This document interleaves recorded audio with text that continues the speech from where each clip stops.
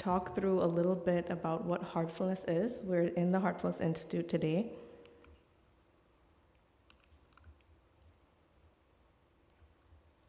Okay, so we're in the month of May, and as you can see, oh, you can't see. I need the slides up here.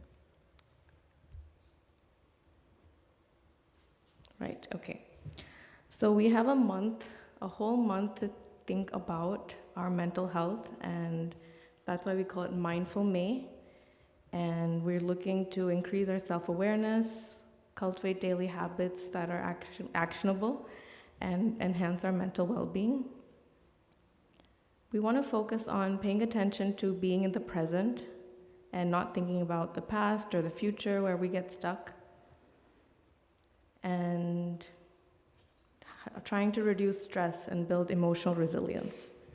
So the core principles that we want to talk about today is very intentional living, the balance between mind and body, and finding self-care accessibly. So it's not about being perfect, but making steps towards perfection and just daily actions to improve our mood. Okay. All right. So let's talk about Heartfulness as a global nonprofit organization with thousands of volunteer trainers that serve millions of meditators over 160 countries. These techniques of relaxation and meditation are studied and proven to be effective in reducing stress and anxiety, which is something that we experience every day. We use this to improve our sleep, our emotional intelligence, and to explore human consciousness. This is free of charge.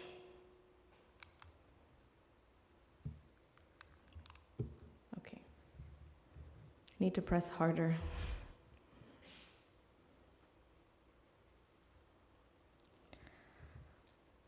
So the experience of Heartfulness meditation is really diving deeper into your heart. A lot of practices, we stay kind of on the surface, thinking about maybe breathing or an object.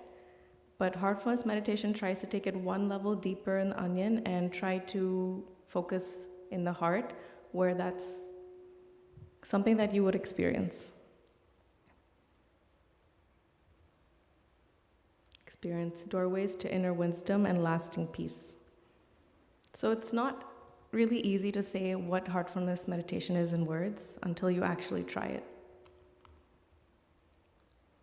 Another aspect of the overall Heartfulness practice is called rejuvenation, which is an interesting method that tries to remove the emotional baggage and mental baggage that we accumulate on a daily basis. I like to compare it with, does anybody have a calorie tracker? We have any MyFitnessPals in the audience? Okay, we have one. Okay, so then you'll resonate with this. Mostly when we're trying to lose weight, it's calories in versus calories out. So can you tell me what happens if you're in a calorie deficit? You lose weight. Okay, perfect. And what happens when you're calorie excess?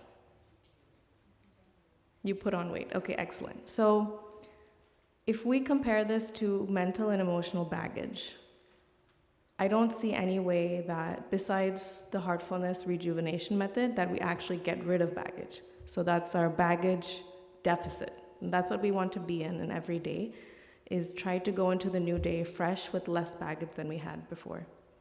So I found personally that Heartfulness rejuvenation really helps me do that. Okay, so let's talk a little bit about some daily benefits that we can see with meditation. First off is inner stillness. And I feel like I see this in the early hours in the morning when I wake up and it's pretty quiet in my mind, in the house. I can sense that inner stillness, which ideally we'd like to feel throughout the day, throughout the week. And I think when I do my daily meditation, it gives me that 2 minutes heads up for everything throughout the day. So that's how I like to think about inner stillness. and emotional balance, that we are able to respond to situations rather than react like a knee-jerk reaction. We can actually intentionally and mindfully respond to something with our heart. And intuition and purpose. I think there's a lot to be said about having the energy to actually put behind a task or a vision or goal. And without really understanding where we're headed, it's hard to put the pedal on the gas or put the foot on the gas pedal. Sorry. And finally, to release the physical tension. I think when we are carrying so much stress and anxiety on a daily basis, we can feel our shoulders tense up and our body feel really tight. But as we go through daily meditations, we can feel the physical effects as well of just loosening up and feeling calm and relaxed.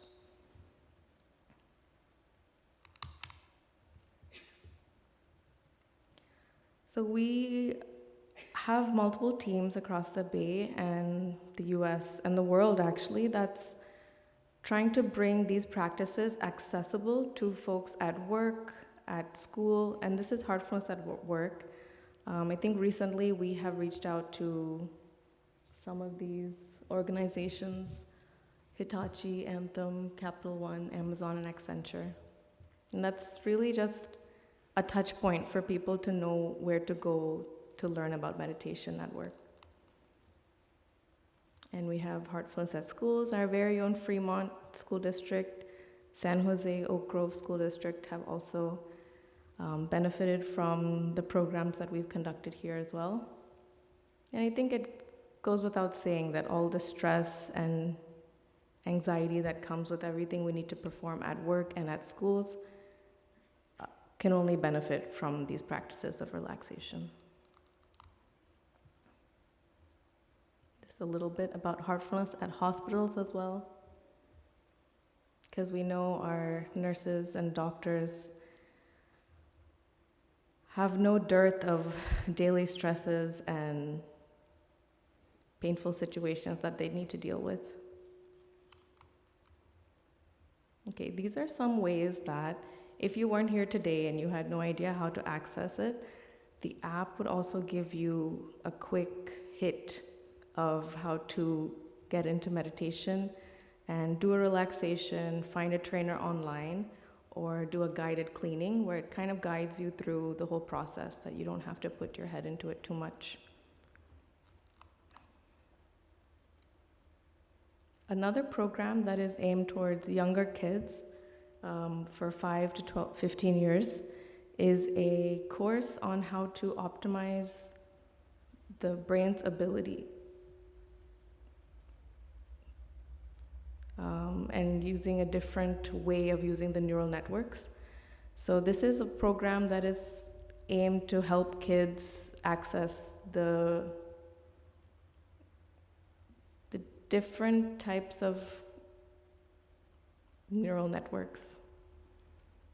So the whole game, I think, is to figure out how to achieve the left-right equilibrium in your brain, and that basically transitions us to whole brain activation, which is not something we see every day, and this program helps you tap into that.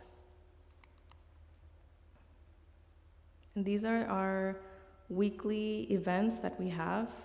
Tomorrow is Sunday, and 9:30 we have a group meditation every week. For me personally, it's kind of my reset for the week, so when I come to Sunday meditation, it's where I get grounded and I'm able to face the week head on. At 10 o'clock, we have new seeker introductory meditation, so those who are interested in trying it for the first time can come in at 10. And on Saturdays, we have individual sessions, so you can find a trainer one-on-one and have a session on Saturday. And we have yoga classes on Saturday and Sunday as well. And most locations that we have around the Bay has a group meditation on Wednesday or Thursday.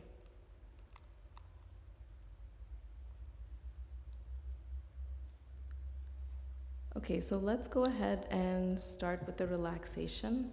I've always found that If I'm stressed out or anxious and someone tells me, just relax, it works really well. So instead of using just words, I think today we're going to go through the actual steps of relaxation, and we'll dive into meditation soon after that. Thanks.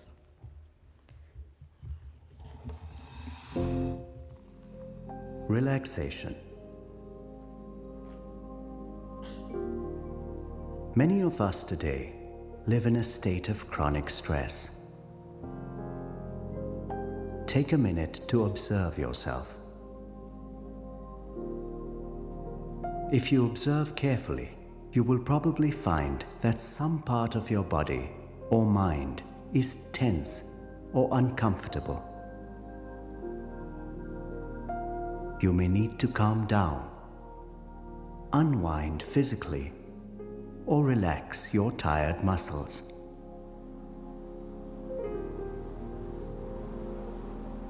The Heartfulness relaxation process is an extremely simple way to do just that. It is especially helpful when done before meditation and prepares us for the journey within. You can do this for yourself or narrate the instructions to others to help them relax.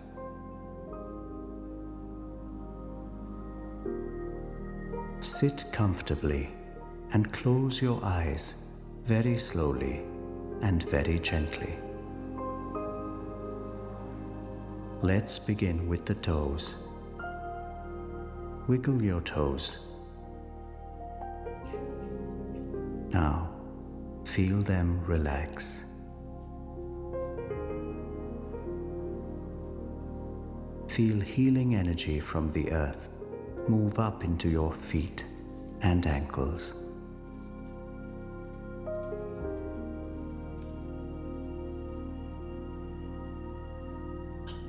Then up to your knees, relaxing your lower legs.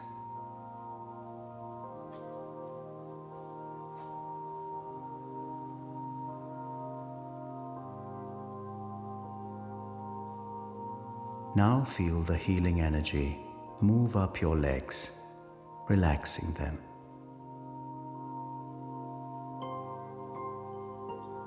Relax your thighs.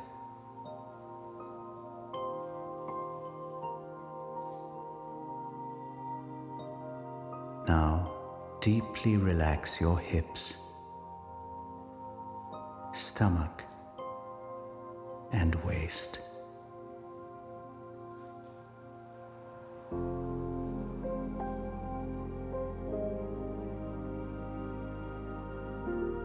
Relax your back.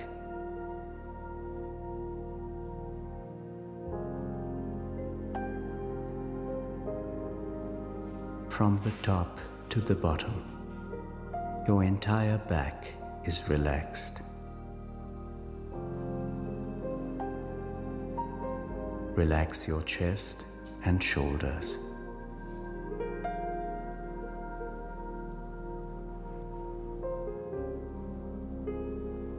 Feel your shoulders simply melting away.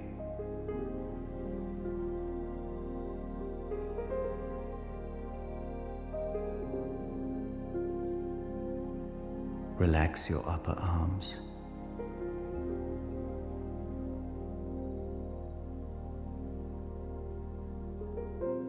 Relax each muscle in your forearms.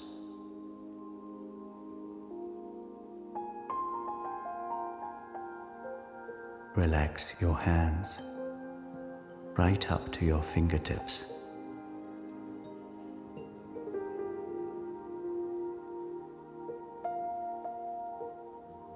Now relax your neck muscles.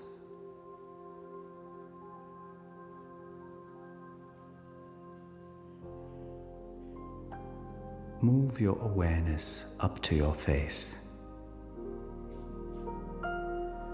Relax your jaw, mouth,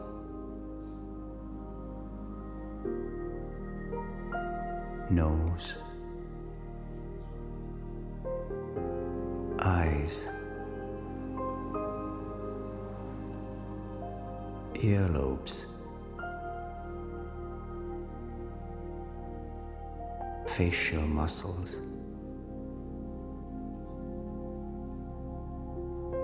forehead,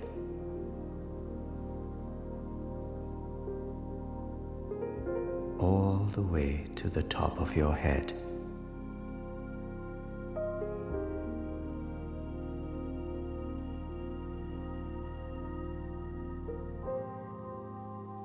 Feel that your whole body is completely relaxed.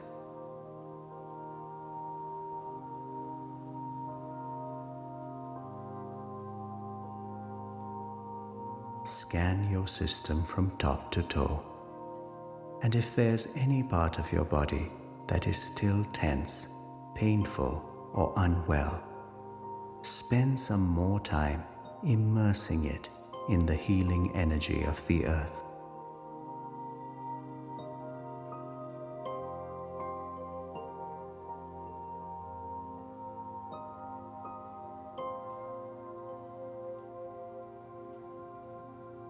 When you are ready, move your attention to your heart. Rest there for a little while.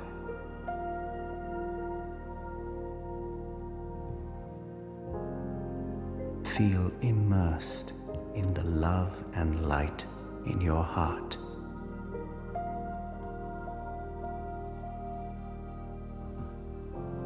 Remain still and quiet, and slowly become absorbed in yourself.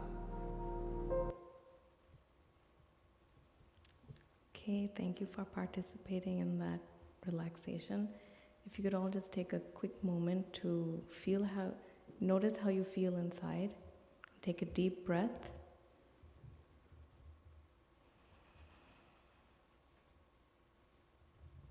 And now we've officially opened the session for today. I'm really excited to dive into what I truly believe and have experienced, that mental health improves when the heart and mind are in harmony. So on that note, we have a few panels today, and we'll kick off with our school panel, which I will invite Vidya to come and guide our school panel today. Vidya started out as a software developer and a business consultant, essentially solving problems for the healthcare and education sectors. Over time, this technical aptitude and these challenges sparked our deeper interest in how systems can better serve people on a human level. So she then earned a master's in public administration and worked on the international policy projects with the Finance Commission of India and the HM Treasury in the UK. So these roles gave her a first-hand look at how high-level decisions shape lives. After having children, she shifted her focus closer to home and becoming a constant advocate in her local community. So whether she's teaching kids online or leading school initiatives, she's committed to giving back. She's currently a treasurer for the Fremont Council PTA, where she uses her finance and policy background to fight for students and families at both local and state levels. So by combining these engineering and policy backgrounds, she'd like to ensure that every student has the resources and representation that they need to succeed. So if we can have Vidya on stage. She's going to help facilitate our school panel discussion, which I'm sure all of these kids are here for. Okay, welcome Vidya.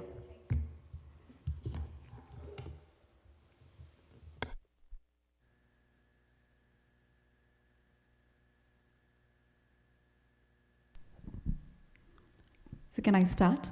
Okay, perfect. Hi everyone. Good morning. My name is Vidya. I'd like to invite for Thriving in School, Dan Zhao.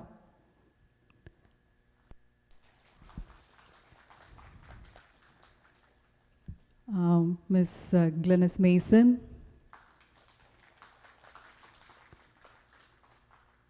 Is John here? Not yet. Okay. Mr. John Krieger will join us. I think he's on his way and we are waiting for him. But we'll start with panelists over here. To introduce yourselves, please.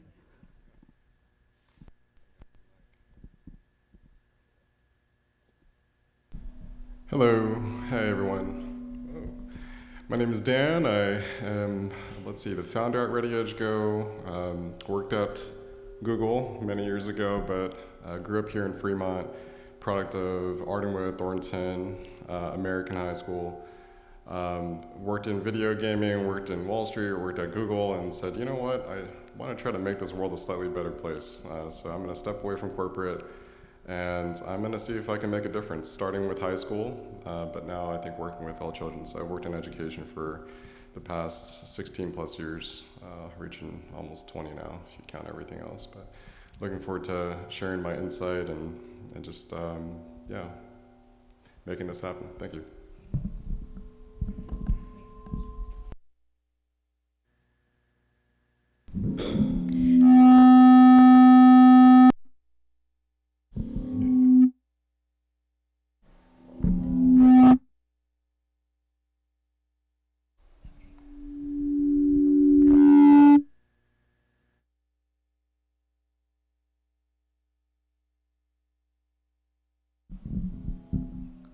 Hello? Hi, I'm Glynis Mason. I am the principal at Ardenwood Elementary School. Go Dragons. So like our moderator today and Dan, I did spend some time in the corporate world as an investment banker for Bank of America. But after I went home and raised my kids and they went off to school, I was alone at home. So I had to find something else to do with my time. So I studied for special education credential, and I became a special education teacher. The last 5 years I've been in administration. I spent 1 year working at Horner and Irvington in a split position as an assistant principal. In the last 4 years, I've enjoyed the pleasure of being the principal at Ardenwood. It is truly a joy. I'm hoping to share some insights about how we address students' mental well-being, social emotional learning, and just supporting students and knowing that academics isn't the only reason that you're on this earth, that you're on this earth to achieve your own goals in a bigger way, but also to give back to this planet, to your family, to your community. And so to do that, we have to be whole. So.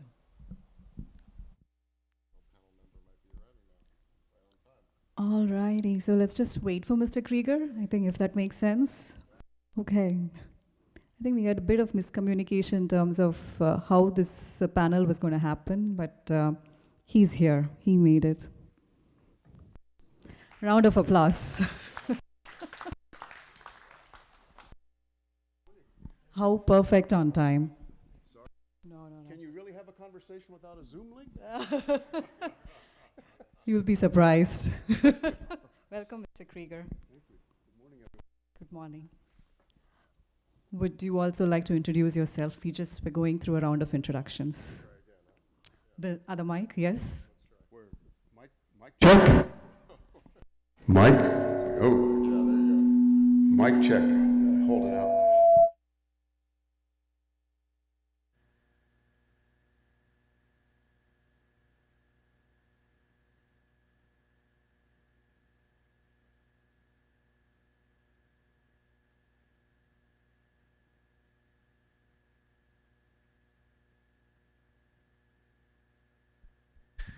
Hello? Hello? Yep, this one off. Okay.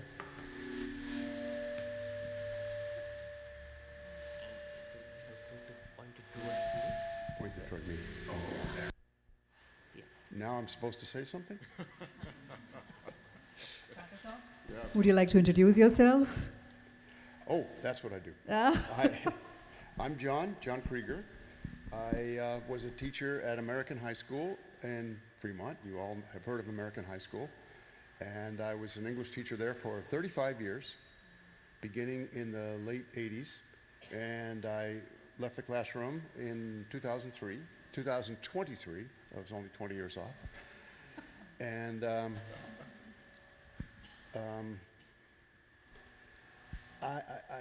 how long are we supposed to introduce ourselves for? Let's say 10 minutes. 10 minutes? I was just kidding. Well, Let's keep it 10 seconds. I'm 10 minutes late, so let's say I'm done.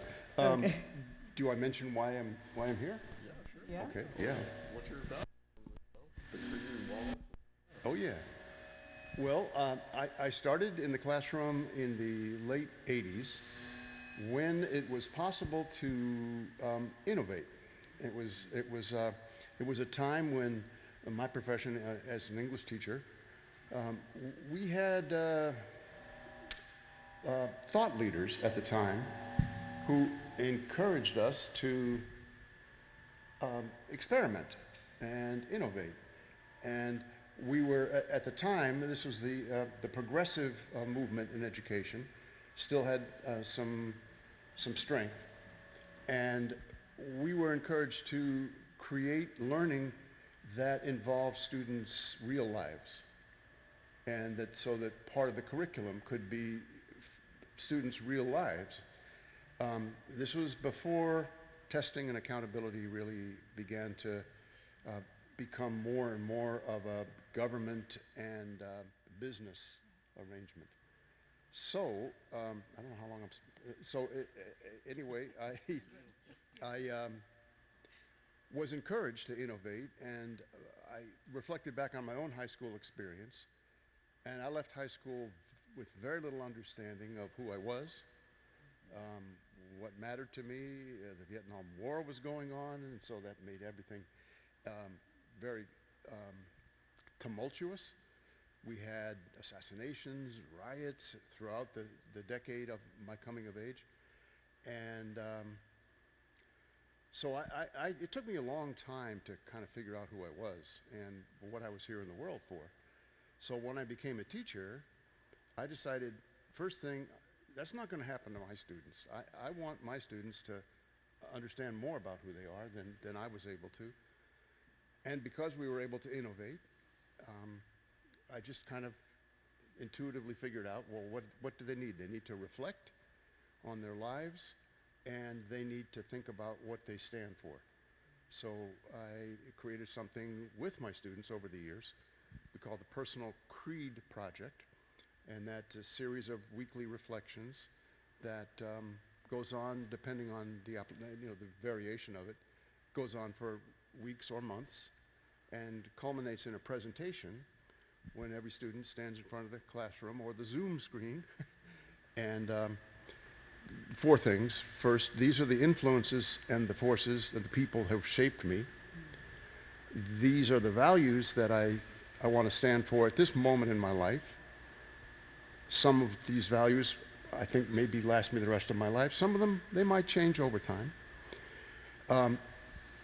These are the qualities in myself that I'm going to need to develop if I'm going to stand for these values.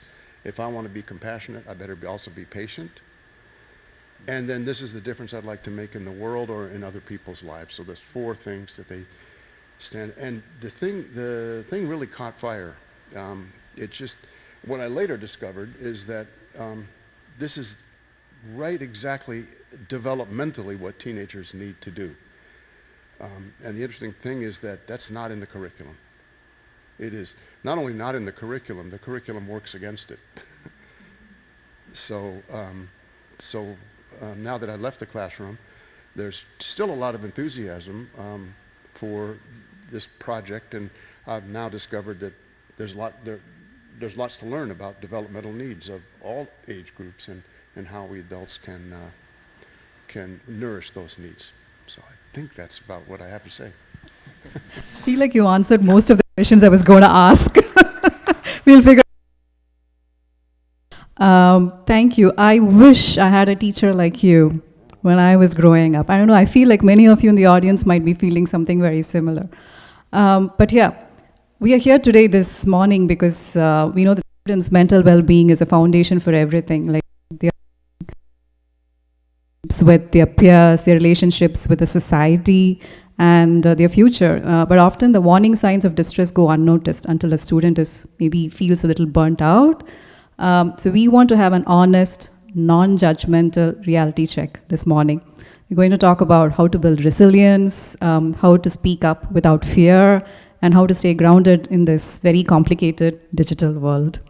To start us off, I think you already kind of touched on this, Mr. Krieger, but when we say a student is doing well, what are we usually missing? We often see them only in terms of GPA and grades, but in order to thrive in school, what do students need to do? I don't know, Ms. Mason, would you like to start us off with something?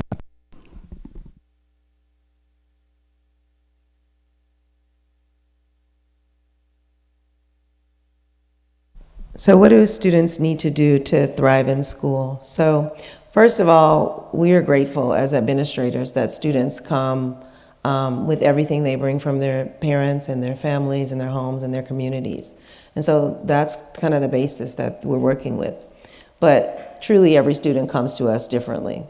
And so the question is, do we have relationships with students, right, to make sure that we see what's happening on the outside from academics and things like that, but what is really going on underneath? At the elementary level, particularly at Ardenwood, we have a few different ways in which we make sure that we are really seeing students beyond that veneer of what they're showing us in academics. So we do have a counselor at our school, and that counselor works with all of the classes at Ardenwood, bringing social, emotional, and wellness lessons to those students. But beyond that, their teachers spend most of the time with them during the day. And so when teachers begin to notice if something seems like it could require a deeper probe for an individual student, that student may be referred to the counselor. Sometimes what we hear from families is that my student doesn't need to be referred to the counselor. But what families are seeing or perceiving at home may be different what we're seeing in the academic setting. The competition at Ardenwood, I'll be honest, is pretty stiff. And sometimes students feel the pressure of that. And so having an opportunity to not just benefit from a whole class presentation from a counselor, but working with the counselor in a small group. We have students that are referred by the teacher, they work in small group to sort of unpack those feelings that they might be having in the classroom. If we feel like that's not enough, we also have additional personnel in the counseling world that work with students one-on-one to really give them the opportunity for that listening ear. As you might imagine, a teacher has 30 students. They have a listening ear. I have 600 students, I have a listening ear. But if a student if we perceive a student needs a smaller setting to really have that time, and those strategies from someone whose scope it is to work in the counseling arena, we want to make sure they have that. And so those are the kinds of things that we do to address students that we see that may have that need. So we kind of have this sort of tiered system to make sure that we are catching students so that they don't sort of fall by the wayside. Yeah. I'm going to try this out.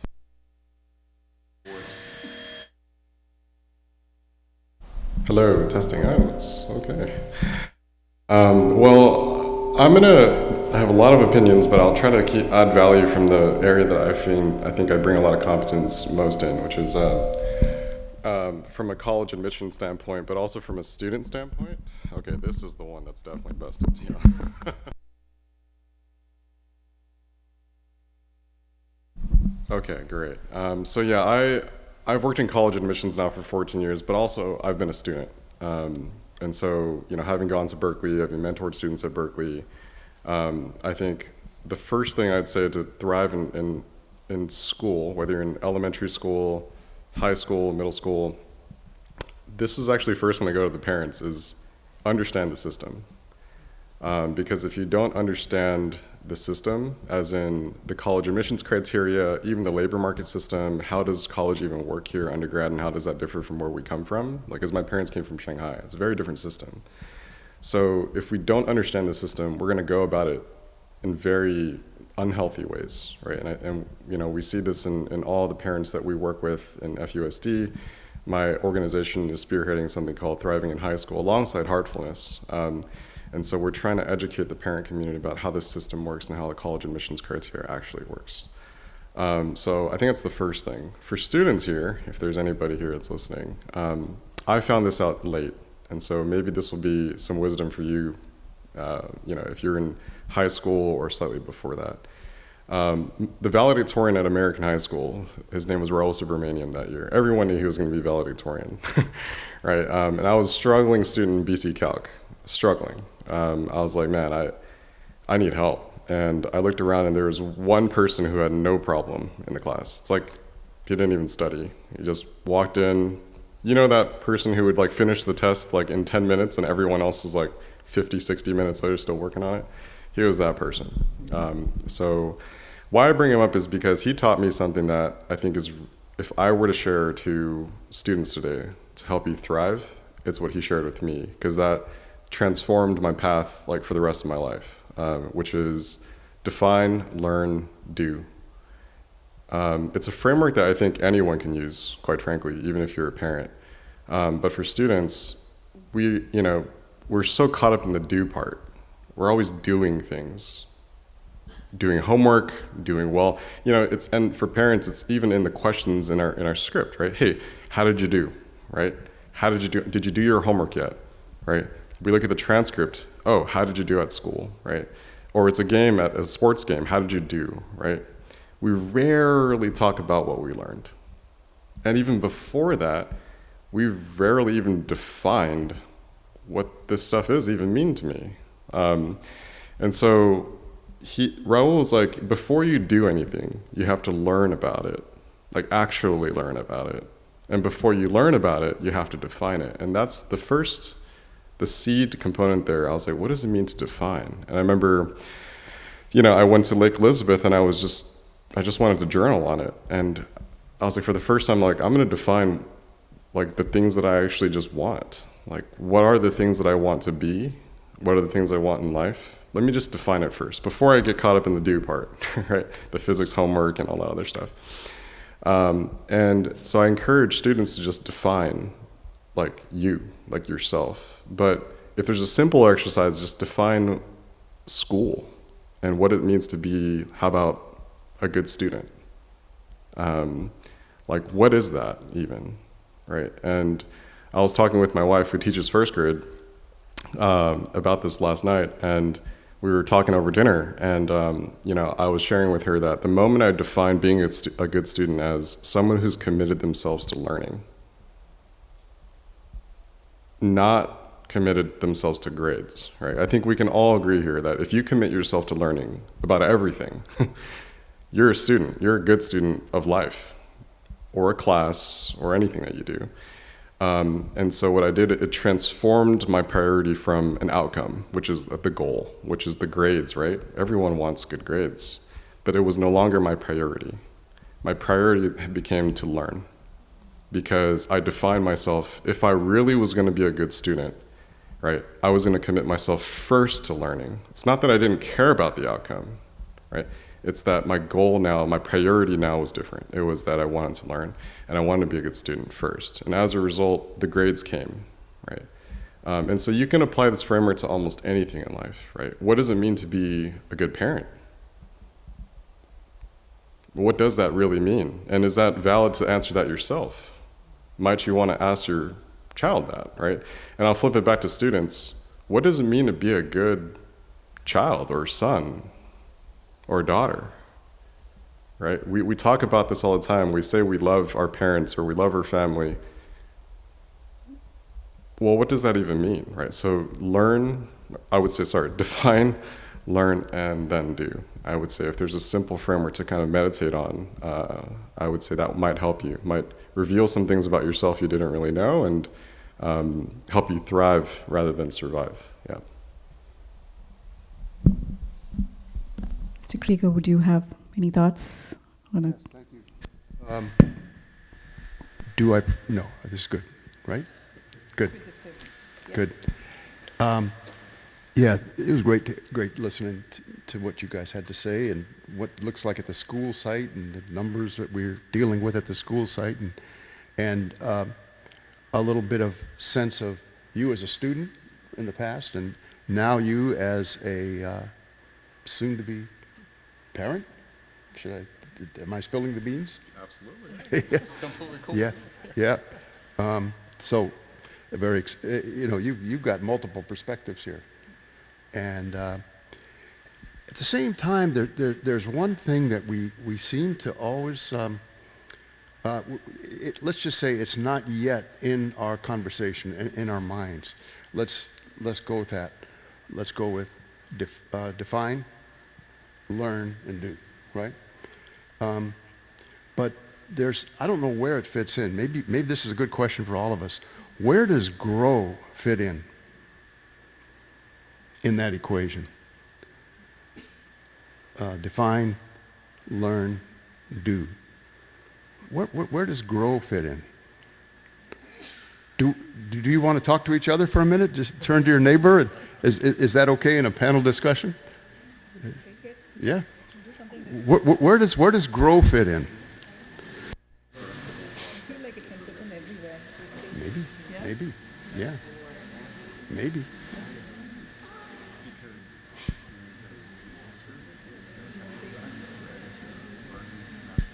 Oh, we're probably going to get a lot of interesting ideas from this.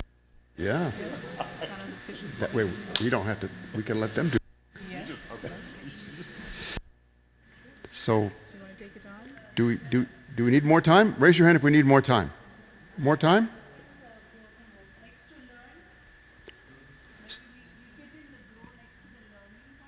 So you put the grow in the learning part? Okay, so we define and the growing and the learning. The learning facilitates the growing? Okay, interesting way to think about it. Who else has another way? There's no wrong answers.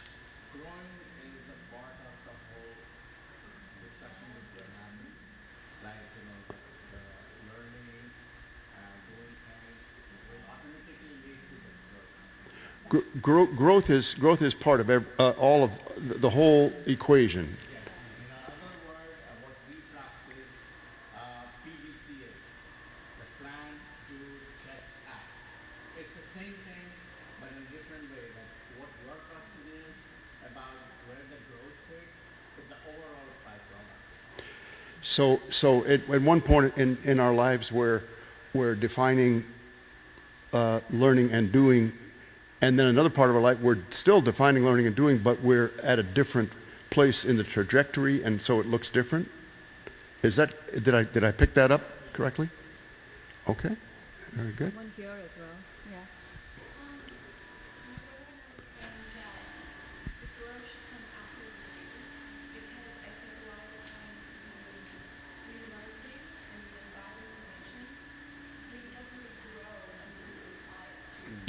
So there's something about growing that requires activity. The doing is very important in that. Interesting.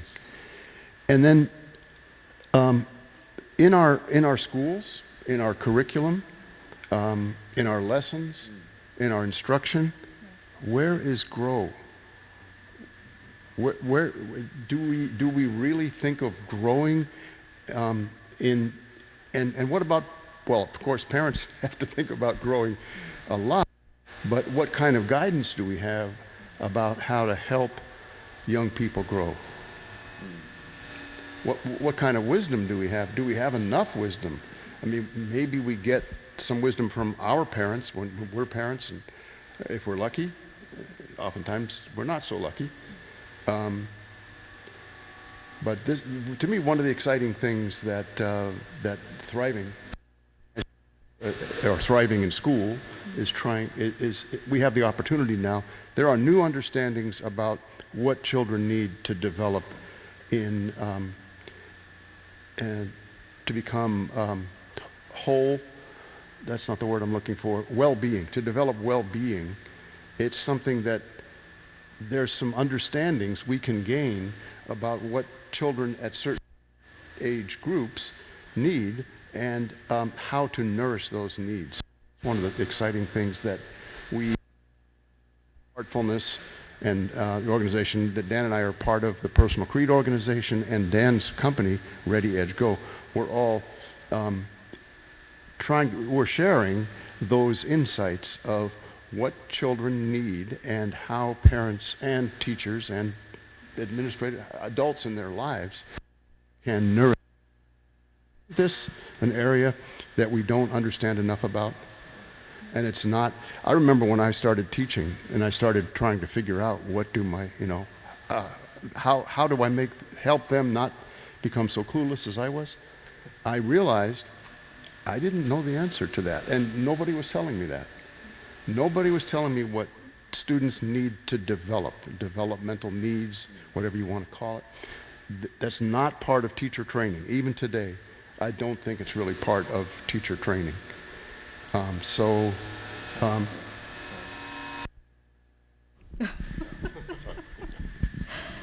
that's interesting thought. So I guess the question here is, nobody has a perfect answer at this point of time. Neither the administrators, parent, teachers, no one has it and it's a very changing world as well, and we are all adapting to it.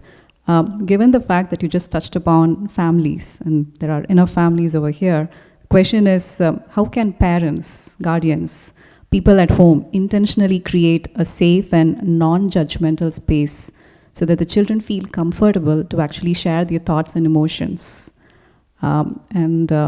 What should parents avoid saying?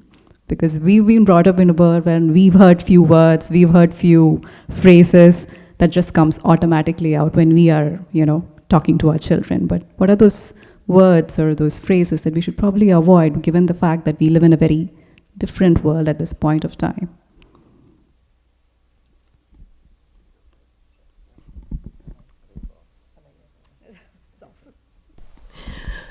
So I was thinking about this question for myself as a mom of 28-year-old twins, and I think sometimes thinking about it for yourself can help you improve your practice with your students and with anyone in your life.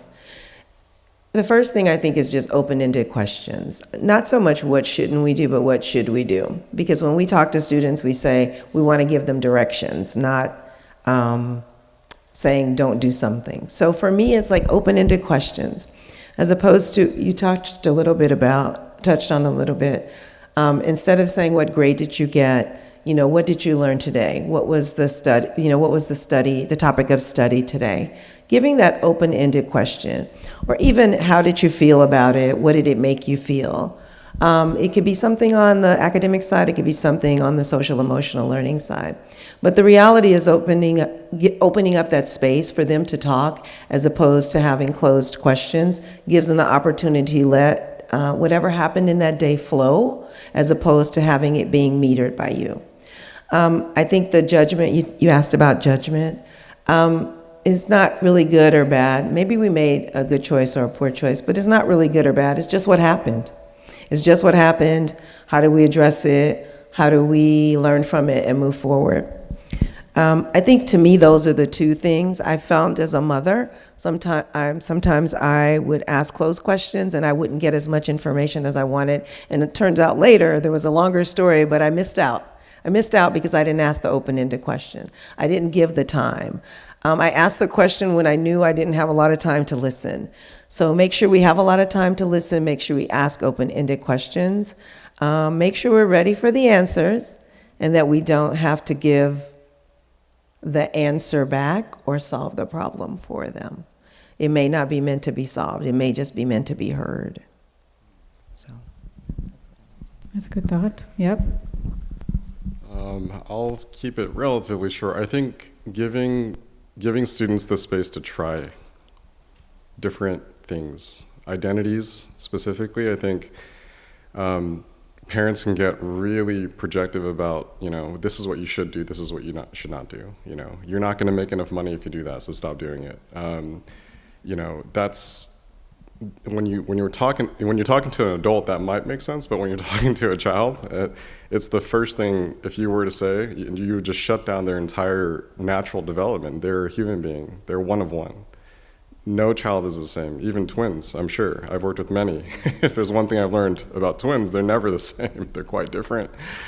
And so providing this space to encourage your students to try different hats on, try different, interests, whether they're old or new. And for students, again, is to give yourself the chance to try to. Because I think for students, we also tend to make conclusions about ourselves too early, right? I'm good at this, I'm not good at that. So I'm gonna stick with the things I'm good at. I like this, I don't like that, right?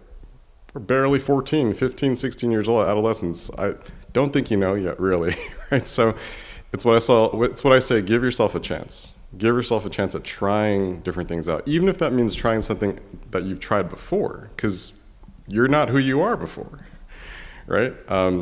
So if you give yourself a chance, you'll find that life can be a lot more playful and joyful and free, where you're not trying to make conclusions about yourself, but you're just trying to experience all that life has to offer. And I'll say it this way, when I was in the 9th grade, I was, had been the captain of the basketball team at Ardenwood and Thornton and then American.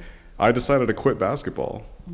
That was a huge decision for me, huge. It didn't make any sense to most people. But when I told my parents and my brother that, hey, I think I'm gonna quit basketball, they said, okay. We support you no matter what you choose. I remember I picked up a skateboard and an electric guitar and I started listening to dark metal and, I'm sure the amp was really annoying, right? It was playing really loud at home at times, right? With like Avenged Sevenfold and these really crazy songs. But my parents and my brother and my friends gave me the space to experiment, right? And through that process of experimenting and trying things that by the way, like as a former basketball player who just listened to hip hop in the 90s, like, we're not supposed to be doing that kind of stuff, But as a result, I found out, wow, there's so much to life to explore. There's so much to learn and experience, And more on this maybe later when we get to digital, but that's how I actually broke out of my video game addiction, is I realized, wait, there's so much out there to explore. I can try all these different things, right? And so, yeah, I think it's to create a safe space means to give your child that space to play. And that means oftentimes to experiment and explore all kinds of different interests. Yeah. Just to carry on the conversation of, trying different things, trying to explore different things. Many times you have success or sometimes you end up with some failure. So how do students reframe failure if they face anything like that? And how do they learn to grow from it? Not fear it or avoid it just because there is a fear of failure. How can students, children, even adults actually try something new and not be afraid of failure? What are your thoughts on that? Well, I'll tie back to the question you kind of finished up with in the last segment. Because I think it connects to helping students deal with failure. Two things to...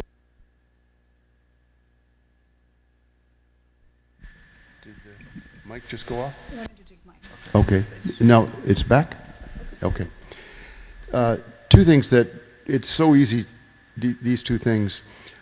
For younger children, preteen children, they're very attuned to hypocrisy when a parent says one thing and does another thing.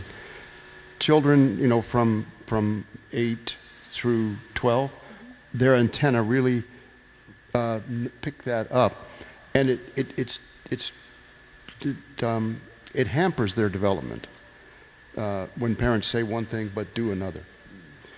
And for teenagers, from roughly 13 to roughly 18, it's ridicule. When a child maybe fails at something, the parent feels frustrated. The parent's goals are being threatened, and to fall into ridicule. And this is also something that really it can very much harm a child's development, to be ridiculed during those periods. So, I mean, those are not directly dealing with your question, but maybe what not to do in that case. So.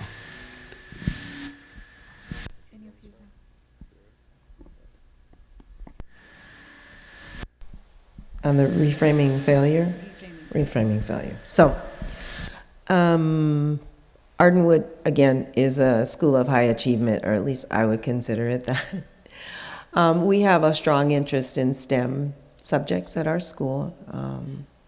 And for the last 2 years, since I've been there, we've decided that we would celebrate all the students that participate in STEM activities, STEM competitions, all those kinds of things. This is going somewhere. So I decided I would have a student panel, and I wanted that student panel to talk about the structure of the competitions that they were in, be it Math Olympiad, Science Olympiad, Math Kangaroo, there's so many. But what I really wanted them to do was answer the question, what did you learn? Most of the people chosen on the panel were not in first place or second place or silver medal or gold medal or anything. But all 6 of those students got up in front of their families and their peers, and they talked about what they learned. And some of them even said, we didn't come in this level, or we didn't make it to the next round. For me to see students in first grade through 5th grade talk about their learnings in front of their peers, to me gave a great opportunity for students to see that it is about the learning, that it is about making mistakes and learning from those. And so that's something that we will continue to do. It's something that we hadn't done in the past. Typically we have the celebration, I stand up, I pass out awards, and it's all about awards and medals and papers and things.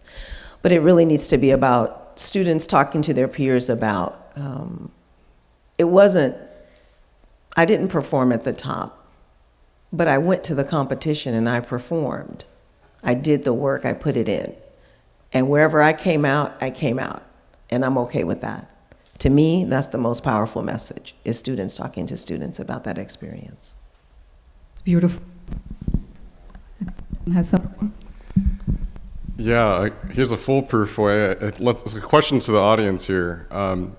If you had a good time, like if you enjoyed a process, can you fail? Or can you lose, right? You could lose, but you won't fail, I'd argue. And so my reframe in the whole thing is try to find the joy, like the joy in everything that you do. Like whatever it is that you're doing, whether it's like a math test, like a tennis match, cooking, doesn't matter, right? Because if you enjoyed the process, you might not get the outcome you wanted, but you enjoyed the process. And so, you can't really fail when you're winning, if that makes sense in that way. But yeah, I completely agree. I think, if anybody wants to look this up, like there's 2 different mindsets to some degree. Like elite special forces use this. They call it performance-based training versus outcome-based training. So like the difference between like an infantry unit in the Army, they're very about outcome-based training. There's a mission, and they're measured on basically whether they were able to accomplish the outcome. Delta Force or SEALs, they're not focused so much on the outcome.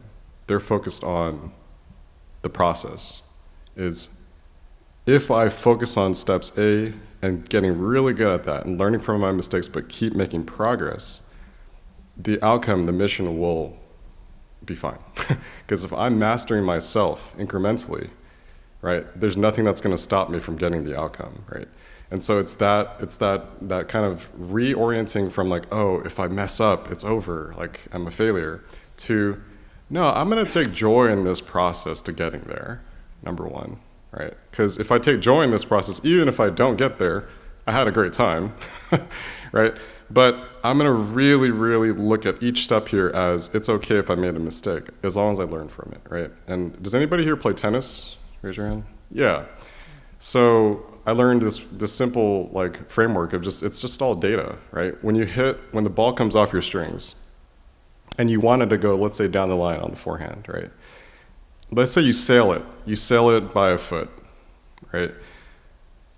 There's a couple of different reactions you can have, right? One reaction is like, gosh, like, I need to work on that, I'm not good enough, it was a failure. Maybe you lose the match as a result of sailing that forehand, right? Or you can just look at that, it's like, okay, data. I sailed it by 6 inches. Okay, cool. Next time, and that's what you're seeing, by the way, when tennis players walk back to the line, they're calibrating. They're just thinking, okay, it's all good. That wasn't a failure at all. I just missed it. Next time I get that same look on that ball, I need to close that racket face just a little bit, right? and I'll be inside the line by 6 inches. It's just data. I'm not going to get hard on myself. I'm going to be kind to myself, and I'm going to enjoy this process of learning, of improving, because I like playing tennis, right? But if we get so hard on ourselves about our failures, and if we see everything as either a success or a failure, you're not going to enjoy the process. Even if you win and you didn't enjoy it, I would argue you didn't win. Yeah. Perfect. Find the job.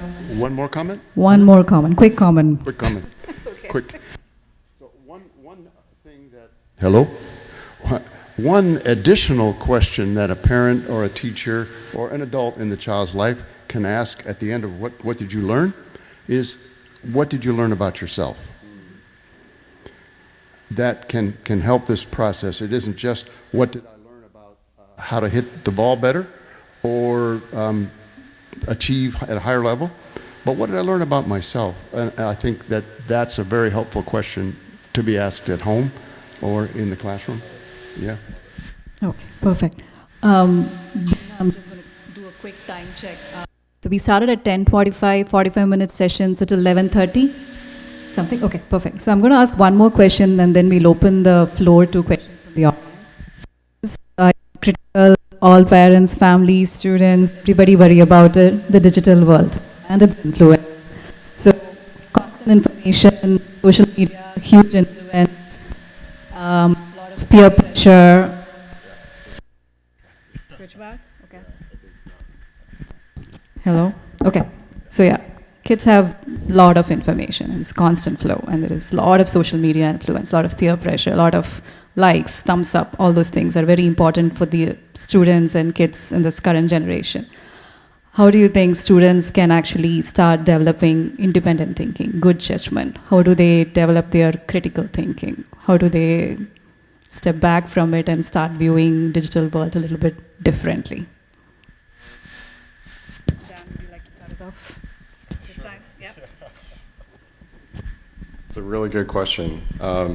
As a reformed video game addict, as someone who worked in video gaming, worked at Google, I'd say the first step, I'm going to split this, I think, parents, let's do what Australia is doing and what Jonathan Haidt wrote in his recent book and is recommending. No social media by the age of 16. I mean, there's just so much research to suggest that the child's brain is just not, it's not ready to take on all of that. And it's not just information, it's social feedback, it's manipulation, it's a lot. So be very careful, I think, with exposing, I think, like a child's brain to stuff that it's not really ready for, I'd argue. But I think for students, and I think everyone in general, it's to recognize that your brain is being hijacked. Yeah. Yes. Like, there's a book, it's called Brainwash by 2 Dr. Perlmutters. They're both neurologists. There's a father and a son combination who are both neurologists. I highly recommend it. The idea of it is not only are you being brainwashed right now with all the stuff that's going through your head, but you can actually wash your brain from it. You can unwire a lot of those wirings, right? I worked at Google, right? And I also am very, very curious about things like, you know, psyops, and I've known about that term way before a lot of people talk about it.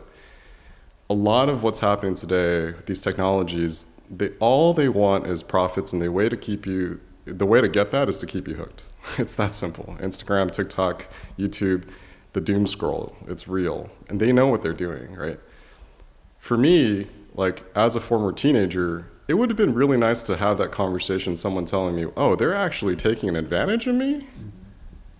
They're trying to mind control me? And it's like, well, oh, no, I didn't sign up for that, you know? And so I think, you know, recognizing these technologies is not something that's good for you, unless you really know how to use it and what you're using it for. And that's, you know, what I do nowadays. I don't see these technologies for myself as a way of, you know, keeping up the Joneses, but rather to learn certain things I want to learn about, right? Whether it's a forehand up the line or it's, you know, how to cook, you know, some recipe. But I think it's to really, really, I think, you know, be aware that these technologies are trying to manipulate not just your beliefs, but literally your behaviors. And if you recognize that they're trying to take advantage of you and just trying to make money off of you, ultimately, by keeping you hooked, right? That's no better off than being hooked on a drug. And that's not healthy for anyone. And I think it's so hard though, right? Because when everyone else is doing it, right? If all of your friends are like, hey, did you see that TikTok video lately? Or hey, did you do, it's hard for me I can imagine as a student to be like, no. And, you feel suddenly like you're almost ostracized from the group because you're not in the know. But that's the thing. It's if you're plugged into the matrix, you'll stay in the matrix, and likely you won't be in control of your own life. Unfortunately, yeah. So I think once a teenager is recognize that, again, I'm talking more so from teenagers because that's my experience working with them. That's when they're like, okay, how do I free myself from this trap then? Because if you see it as a trap, then you open up yourself to the world that's beautiful. Like there's infinite possibility in real life, meeting people, and that's where I think offsetting, with what? Real life things like sports or playing an instrument and doing music for just the love of it. You don't have to join band to pick up a guitar or pick up a flute or whatever it is you want, or drums, right? To have conversations and relationships with people that, you can talk to about anything. I tell them, a lot of my teenagers, hey, let's go ask our teacher about how something works. Recently, a kid, they're on autopilot because they're just so like, I just have to do everything I have to do. I don't see the point in any of it, but I have to do it. The moment I asked him, I said, hey, what do you enjoy? Just flipped it, just a little bit. He's like, well, I like chemistry. I said, why? He's like, the bonds, the chemical bonds. I said, cool. What does the chemical bonds of dopamine look like? Let's have some fun, right? Just like that. That's time now, against opportunity cost of time. He's not spending on social media or gaming. He's looking into the hexagonal structure of dopamine, now adrenaline, right? Now cortisol. He's really investigating his curiosities. Every single minute that he's spending on something he actually likes is a minute that he's not getting brain controlled, literally, right? So it's not just saying, hey, this is bad for you, but what can we replace this with, right? That is actually genuinely true to your interests and your joy, right? And the whole thing has changed as a result. Yeah. That's amazing. So I heard my phone buzzing when you asked that question. So I felt a little bit guilty. I guess to me it's a mirror. So if we are on our devices as adults, then everyone's going to be on their devices. And I think it's hard, right? Because we have things like parental controls.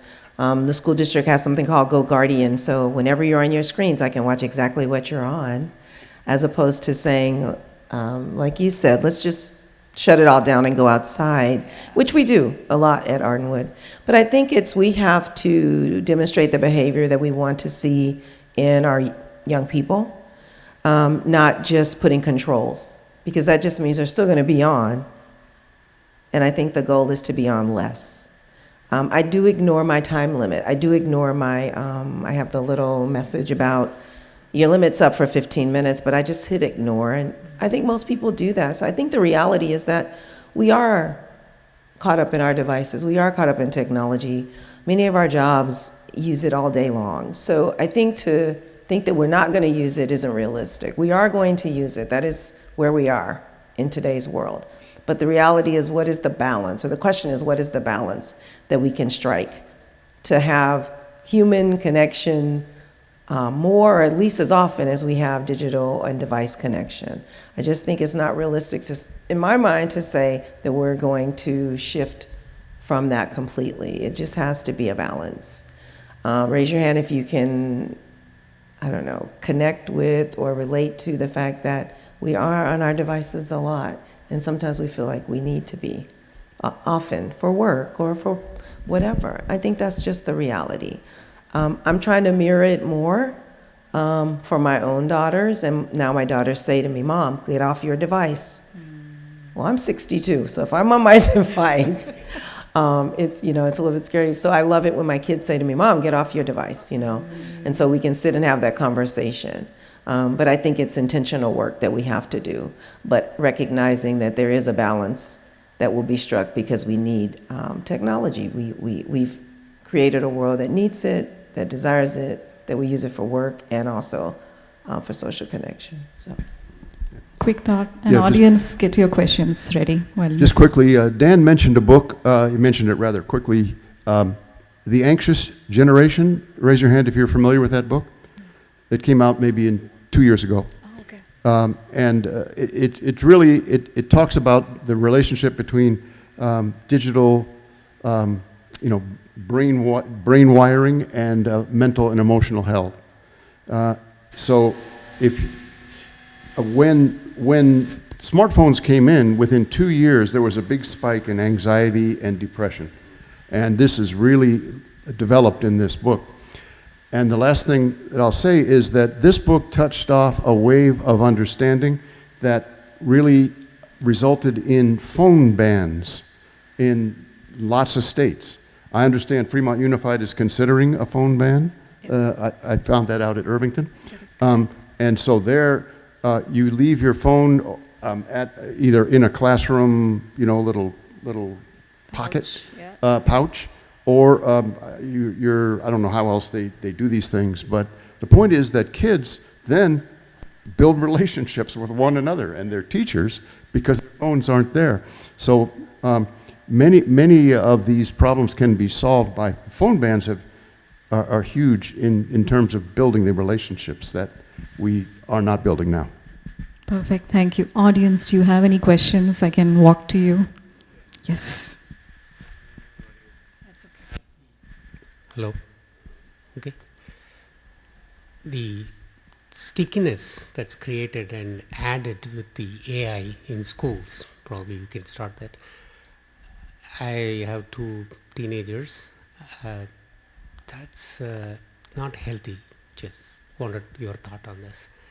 To me, it's just not healthy. I know school is trying to protect that, don't use that and all that, but how far can you control that? So much stickiness created, I'm more concerned. Thank you. Anyone? AI taking over all our lives? Well, I'll have a quick comment. I think it's funny because there's all this talk about AI. What does A stand for? It's artificial. Yeah, it's not real. So I just, usually my response to that is, hey, let's focus on RI, right? Like what's actual real intelligence, right? And I think that stems from having really like loving and supportive relationships, right? Having real world conversations like this. You're here in real life. Like this is not AI. But as a result, you felt something today, I hope, right? Not just gained insight, but you felt something in your heart. And, so I just want to say thank you to Heartfulness to frame this back to RI, not AI anymore. But again, children, again, that's the thing. It's, I think, parents' first responsibility is to protect our children. It's easy to see that with like physical threats, right? Tigers in the room, immediately you're in front of your child, right? I hope, right? But it's harder when you can't see it. When your kid is hooked on, right? They're hooked on because they're like, my goodness, Claude can do that, GPT can do all that, right? Because, they're just kids. And once they're hooked, they're on it. We don't think about us protecting them from that. In fact, we justify that instead by saying, oh, they need exposure to this. Because if they aren't getting that, then they're going to fall behind in the digital age. And there will be a time for that. My argument there is, well, they're going to get a lot of that, right? As mentioned, there's no way out of it. But it's how do we balance that with real intelligence? So I love what was mentioned earlier. I think spending quality time, right? Not just as a love language, but intentionally, right? Parents not just modeling the way life can be in real life, but how do we spend quality time with our children and get to know them as a real person, not an artificial one? Yeah. And to the students who are here or who are listening, yeah, what does it even mean, right? What is real life? You guys talk about IRL. It's like, well, if you're always on your phone, like, are you prepared for this real thing? And are you thinking about this world with your heart, or are you just hooked on some type of wiring system that you don't even know about, right? Yeah. Any other questions from audience? I see a lot of students.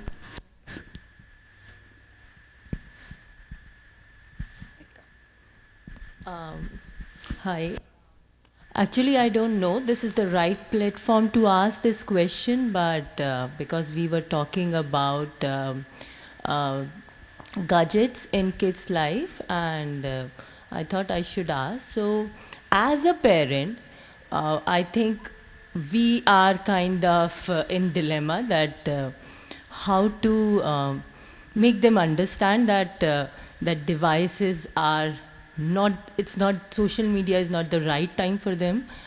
And we are also kind of in that situation that we can't stop them directly because we understand that there is a peer pressure kind of thing in their head. There are other things also. When they feel stressed, they want to talk with their friends, they want to be up to date because their friends and kids around them are talking something which they don't know, so they take the help of social media and try to educate themselves. Might be there are so many things what we are not understanding, I can understand, but how can we help them and navigate them that there should be a balance, as everyone know that they are kid. Along with that, is their district doing something about it? Because as a high schooler mom, I see that if I'll try to make him understand that don't take phone to school, then there are things which, like, it's difficult for them also not to bring phone, because in school itself there are small things they need mobiles or gadgets for that. So in this kind of situation, how can, as a parent, we can help them? That's, I think, if there is a solution, or might be district can do something or whatever. I just want to know what's your insight. That's my question. Thank you. I don't know if they can answer a question related to the district, but in general, what can we do about device, gadgets? What's the right age? How do you limit it? So we can't answer questions from the district if it's published on the website, so I will. So if you look in the Parent-Student Handbook for Fremont Unified School District, you'll notice there's kind of staging, if you will, in terms of student access to their own personal devices. So at the elementary school level, really, previously they weren't allowed to bring them to school at all. Now they are allowed to have them, but to use before and after school if something comes up, right? As it relates to my parent needs to pick me up or something like that, maybe the office closed, they're still outside, something like that, sort of an urgent issue. And then the guidelines sort of reduce a little bit as we go up in grades, assuming that students have, I guess, the knowledge and the self-control to manage themselves with the devices. Well, I think we know that's probably not really true, right? So then you'll see things put into place like Go Guardian, as I said, when they're on school devices, we can see them. We have the limitations throughout the day for different grade levels. But as parents, I mean, I still think we have to model the behavior. Because if we say students are on their devices for social media, but we're on our devices for work all day long till midnight, I mean, to be honest, we're not modeling self-control. And I'm not saying that about you, I'm saying that about myself included. I just think we have to model self-control. The other thing is keep them swimming. You really can't take the phone in the water. No. But what I am saying is there is something to be said about sports and other activities where you really cannot have that phone on you and be active on that phone, right? So any kind of activity that your student's doing that that doesn't allow them to be on their phone, I think helps. I really do think helps, really, to sort of channel them into those kinds of activities. As well, making sure that there's a lot of community time. Because when we're in community time like now, we're not on our devices. So community time in the home, right? Trying to have that community time where devices are away, but we're having real life conversations. I think those are some ideas, and just kind of a little bit of information on how the district is handling it. I think the whole pocket thing is a great idea. We'd have to see, because once you go so far out, to reel it back in is not always the easiest thing, but I'd love to see it, for sure. Perfect. I think we're running out of time, so we can take a Q&A maybe even after that. I think there are other people with questions. You can definitely meet all our panelists and have a conversation. You're welcome to that. But we'll wrap it up for time's sake. closing thoughts, what is the one mindset or habit you think a child or a student should have so that they can stay resilient in this school? As I mentioned earlier, there's a lot to learn about what children need developmentally. And I think that we have access to information. We're recommending a book called Grow Together. It's in my backpack, I can show it to you, written by a developmentalist named Josette Lovemore. And her point is that when we nourish students, when students get from us intentionally, for instance, teenagers need sensitive respect from adults. When we provide that for them, not only they grow, but we grow. Our relationship grows. So when we come to understand what students, young people need, and we provide that, we grow as well.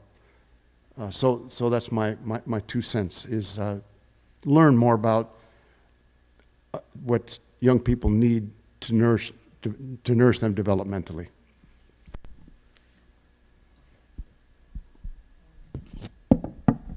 I would say 2 G's. I would say guidance and grounding. So adults in their lives, not just parents, but any trusted adult, giving them proper guidance, but also research-based guidance, because we're trying to keep up with how society's changing, so we should be in study around the proper guidance to give our students, but also watching them to see if they are being grounded in themselves, their own truths, what's important to them. We talked about that earlier, about determining what is important to you as an individual. So if we see them holding to their own truths as opposed to responding to society and social media and things like that, I think we're doing a good job, and we can pat ourselves on the back. But guidance and grounding, I think. Yeah, it's delicate, because I think parents and students want outcomes ultimately, right? We want our kids to, be able to support themselves someday, maybe go to a really good college. At the same time, I think we're noticing that kids are being burnt out, they're exhausted, they're stressed, right? And so we oftentimes think of it as a trade, though. It's like, sorry, delayed gratification, right? You just have to work hard, sacrifice your happiness now so you can get it later. Typically alluded to in the form of money, which I would question. So with that serving as the context, I think we can still set our goals that are outcomes, but why don't we set that as priority number 2, right? Priority number 1 is what I said earlier. How can we enjoy the process in the meantime, right? Whether I'm a tennis player, whether I'm a parent, I would start asking different questions as a result. Instead of saying, how did you do, right? Hey, what did you like about that experience? What did you enjoy? I think even as a parent, what makes me happy as a parent? When do I find great joy in parenting and being a parent with my child, right? And students here, it's like, what do I find genuine joy in doing in general? I remember being a basketball player for my whole life. It was always stressful. Why? Because it was outcome-based. Did you win the game? How many points did you score? Right? And I got burnt out. I was like, I don't see the point in all this. I'm practicing every day from 6 in the morning at Ardenwood grounds, right, till bell ring. I'm training 8, 9 hours a day on the weekends, right? What's the point, right? Yeah, I was a good basketball player, but I wasn't having a good time, right? So if there's one simple mindset, and it's interesting. I mean, if you look at the stats, I think it's like 70% of professional athletes that win the championship fall into depression. It turns out it wasn't the championship that was actually making them happy at all. They win it, they thought they would be really happy. They win it, and they're like, wait. What next? Yeah, wait, that's it? Right? And then when they reflect on it, and this is why so many sports players like Steph or Braun or whoever, right, they hire psychologists, right? And they look back and they share their wisdom with the world. It's always the same thing. If they were to tell themselves when they were younger one thing, it's what? Enjoy the moment, right? Enjoy the moment, because it goes by fast. And if all you're thinking about is this thing, like the outcome, you're going to miss all those moments that you could have enjoyed, right? Even if you don't win the championship, again, it goes back. If you enjoyed those moments, you won. No one will ever be able to take that away from you. Yeah, and I think that's true not just for students, but also parents, in the moments that you share with your children, right? And I'll end it with this. I was lucky to have a dad who came back home every day at 5 o'clock. He made it a point, at the latest, he'd make it back home by 5 o'clock every day to make us food and to have moments. I remember we used to go get VHSs from the store, right? 99 cents. I think we all remember those days, right? And we would sit and we would watch movies, Clint Eastwood movies, sometimes Jet Li movies, right? Those moments showed me, as he modeled it as a father, right, to me, as I, am now a father, right, showed me the importance of just joy, joyful connection, relationships, right? There was nothing to win or lose. There was no failing. It was just simple, right? So how do we get back to that? How do we just really enjoy the process of life in all of its ups and downs? Yeah.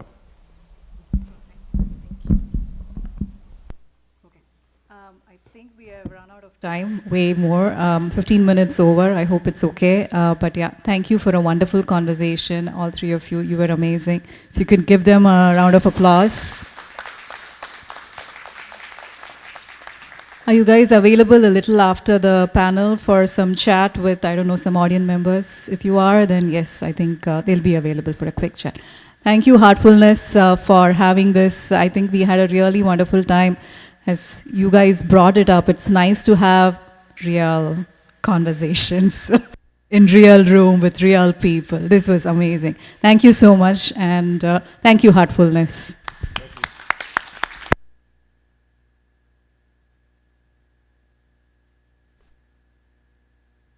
Hold on, sorry, 1 second. You can stay here for a second. Okay, thank you so much for such a wonderful discussion. We would like to honor our guests with a small token of our gratitude. So first we would like to thank all of our panelists, Glynis, John, Jan, for the wonderful discussion. And once you're wrapped up here, the students can step out into the gathering area to complete their work and meet Pooja and Sudarshan. Thank you so much.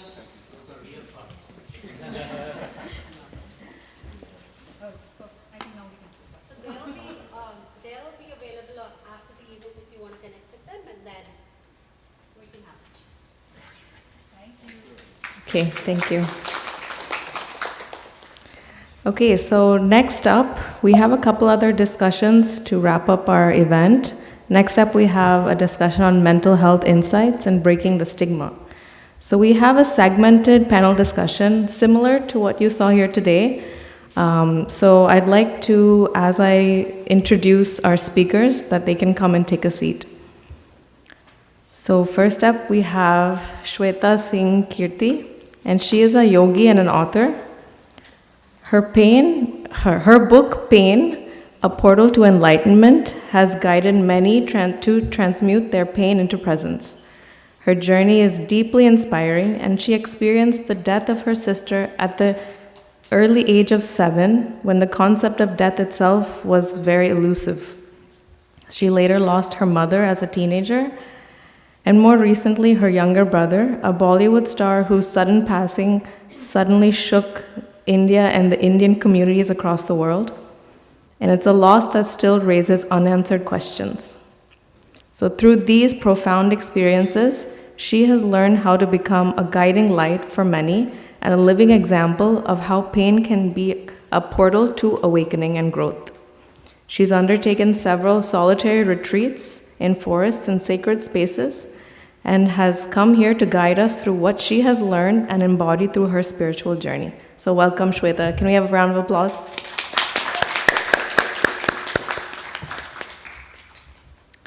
And it's my joy now to welcome our next guest, Deepak Ramola. And he's a wisdom historian, educator, and a storyteller whose work spans across teaching, writing, and creating spaces for people to reflect on life and meaning.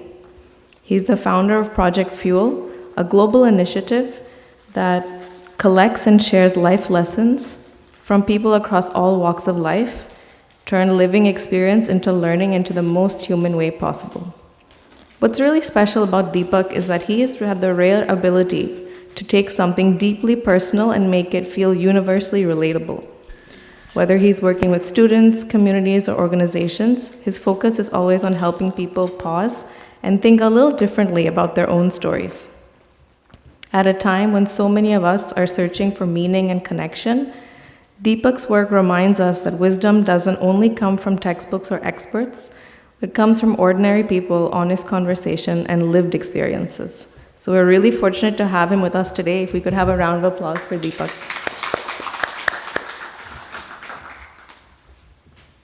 And also joining us in the conversation is our next guest, Robert Villanueva.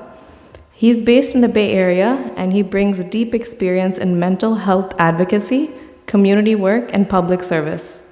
His work spans research, engagement around mental health, stigma, and policy, including contributions through his time at UC Berkeley and his ongoing involvement in Alameda County mental health initiatives. What really stands out about Robert is his commitment to showing up where it matters the most, whether it's supporting community, conversations, engaging in advocacy, or helping bring more awareness and compassion to mental health challenges that often don't get enough attention. We're really fortunate to have him here today, and I know you'll get a lot out of his perspective. Now, this conversation we're going to have today is really meant to feel like a loving, supportive, warm hug that we're giving to you. And if you don't feel like you got that out of this conversation, please see me afterwards and I'll get you a physical hug. Okay, thank you. So let's dive in.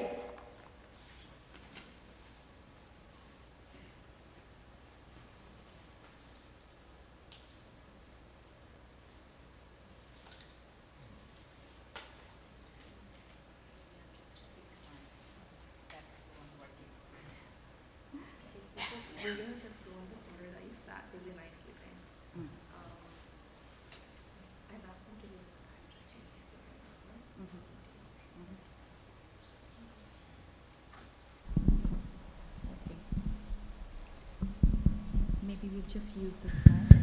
I think no, this is okay. Yeah, thanks. All right, so in this segmented panel discussion, we're going to address our questions and focus on each person individually. And please save your questions towards the end. We'll get to them. And they've also graciously agreed to stay back for a moment so you can ask your questions personally after the session is done. Okay, let's dive in. Okay, let's start with you, Shweta. Thanks so much for opening up about your experience with love and loss, and through the experiences of losing your mother and your sister and your brother more recently. Can you speak a little bit about that journey and how you were able to navigate grief and finding clarity? Sure. Can you guys hear me all right? Yeah. Okay, how about we start with a prayer? So all of us can close our eyes and pray. Asato ma sadgamaya, tamso ma jyotirgamaya, mrityor ma amritangamaya. Om Shanti, Shanti, Shanti. Om, lead me from unreal to real. Lead me from darkness to light. Lead me from death to immortality. Om, peace, peace, peace. Okay, now addressing your question. Losing my brother Sushant Singh Rajput was one of the most devastating experiences of my life. And it was not that I have mentioned in my book, Pain, A Portal to Enlightenment, that I have had experienced this grief of losing my mother and my sister. I lost my sister when I was just 7 years old, and I had no concept of death at that time. I still remember we were called from our school, and when I got back home, I saw the body of my sister lying down on the ground, and something was coming out of her mouth, and I was like, Bobby Dee, please get up. Get up. Mom is crying a lot. I thought she's just playing, It was not real, because death was unknown. And that actually made me really reflect about life itself. What is life? What is purpose of life? And then when I was 17, I was in NIFT, Chennai then, far away from home. I lost my mother. And as a teenager, that was too much to take. It felt as if the whole foundation was taken out. And, the whole meaning of life fell down, because everything I did up till then was to make my mother happy, to make my mother proud. And she was gone. So nothing made sense. But still, somehow I put myself together until what happened to my brother. We had no closure because, up until now, we don't know what conspired that day on 14th of June, if it was a murder or was a suicide. So no closure came. And with that wound open, to heal yourself becomes all the more difficult. And what helped me was years of spiritual practice, was years of meditation and grounding. But I had to take away time because, the kind of public scrutiny our family was under, the kind of media outpour and attention we were getting, like whole day, the only news that was there on the TV was about my brother, and everybody kept asking, because they were all feeling that pain, he was dearly loved, and why not? Because he was such a pure soul. You could just see it in his eyes, in his smile, and every character he played with such depth. Anyway, point being, I took a lot of time away from all the noise. I went for solitary retreat where I spent day in and day out meditating in a cabin where there was no network. So that helped. When you are alone with yourself, you can actually process the trauma. The more you try to run away from pain, the more it chases you. I have realized that. And it chases you down. And if you keep yourself distracted, or if you try to push it away, push it down, it goes to your subconscious and it starts internalizing, and you make it into a disease. Your body makes it into a disease and it manifests as disease. So never try and run away from pain. You have to deal with it. You have to sit with it. Instead of seeing it as an evil, a devil you have to push away, run away from, you basically you be very curious about it. What exactly is this? I want to sit with it and I want to know, what is it that is causing me this much fear that I cannot even sit with it? So pain actually becomes a boon when you handle it with mindfulness and awareness. So that's what I learned.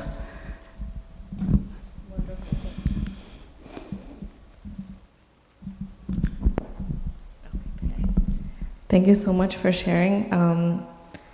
I can't even imagine the amount of pain and distress that you would have gone through during this time. I'd also love to touch upon a little bit about your exploration into your healing process and the Vedic knowledge and Buddhism that you feel have helped you in the healing journey. If you could share something about that. Sure. So, as I told you, when pain happens, one thing we have to know for sure in life, that pain will be there. Life will throw you curveballs. Pain, you cannot escape pain. Pain is inevitable. You know what is not inevitable? Suffering. Suffering is optional.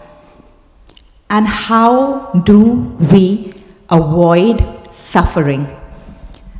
So, once you face something like death in your life, death of a loved one, you start reflecting, and that reflection leads to self-inquiry and finding out what is the real and the permanent in us.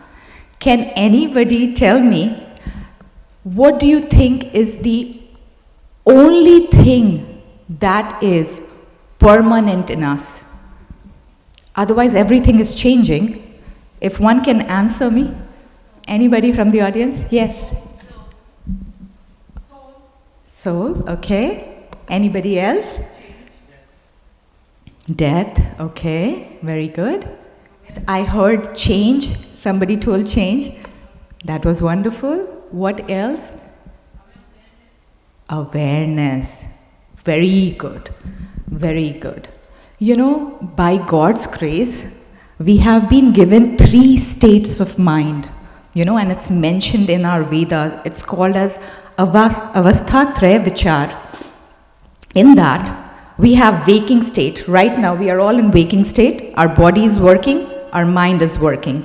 We are deeply identified with our identity, personal identity as of now. What happens in dream state? Dream state, our body is not working. It's lying on the bed, but our mind is working. And what do we do with that mind? We project a world out there. And then we become a part of it, right? Everything in that world is our projection, right? And then the deep sleep state. Deep sleep state, our body is not working, our mind is not working, and that's the most relaxing experience of our life. That's when we actually feel completely rejuvenated. Why?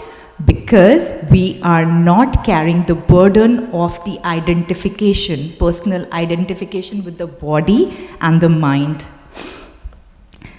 So when you do this kind of self-inquiry, you realize, what is the truth then? The body is not the truth.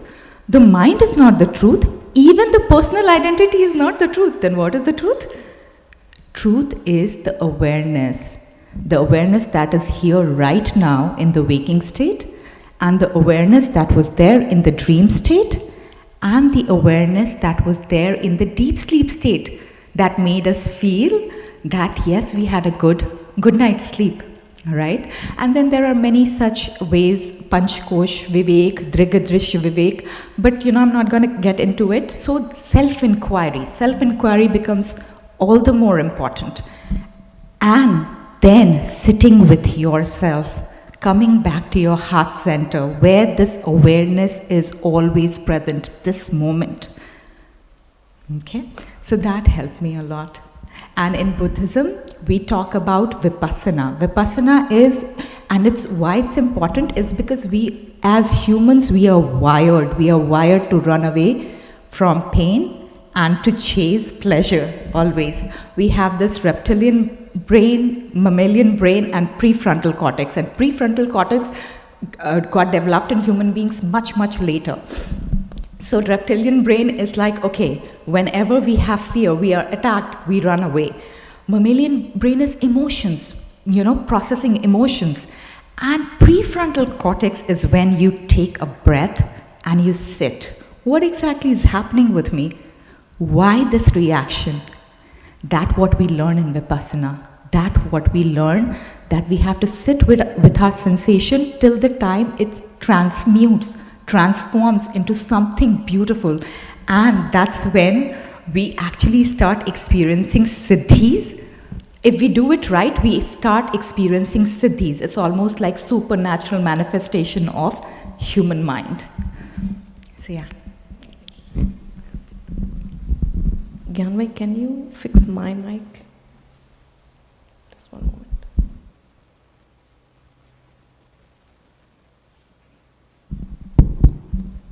Yeah, sorry about that. Okay, so you touched upon this topic of happiness. I would love to dive a little deeper into that.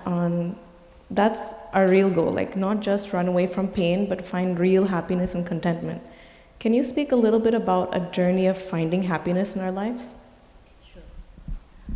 Okay, again, in our scriptures, we have this mentioned that there are 4 ways, 4 purusharthas are mentioned in our scriptures. One way to find it is kama, when we seek pleasure. Seeking pleasure is like, having a nice rasgulla or some kind of sweet, or reading a very fine book, okay? But it doesn't last, the pleasure doesn't last for very long. Then comes artha. To attain artha is like money, fame, even worldly knowledge will be in artha. What else? Success, any kind of success, worldly success is artha. But to achieve artha, we have to have control over our pleasures. We cannot seek a lot of pleasure if we want to get to artha.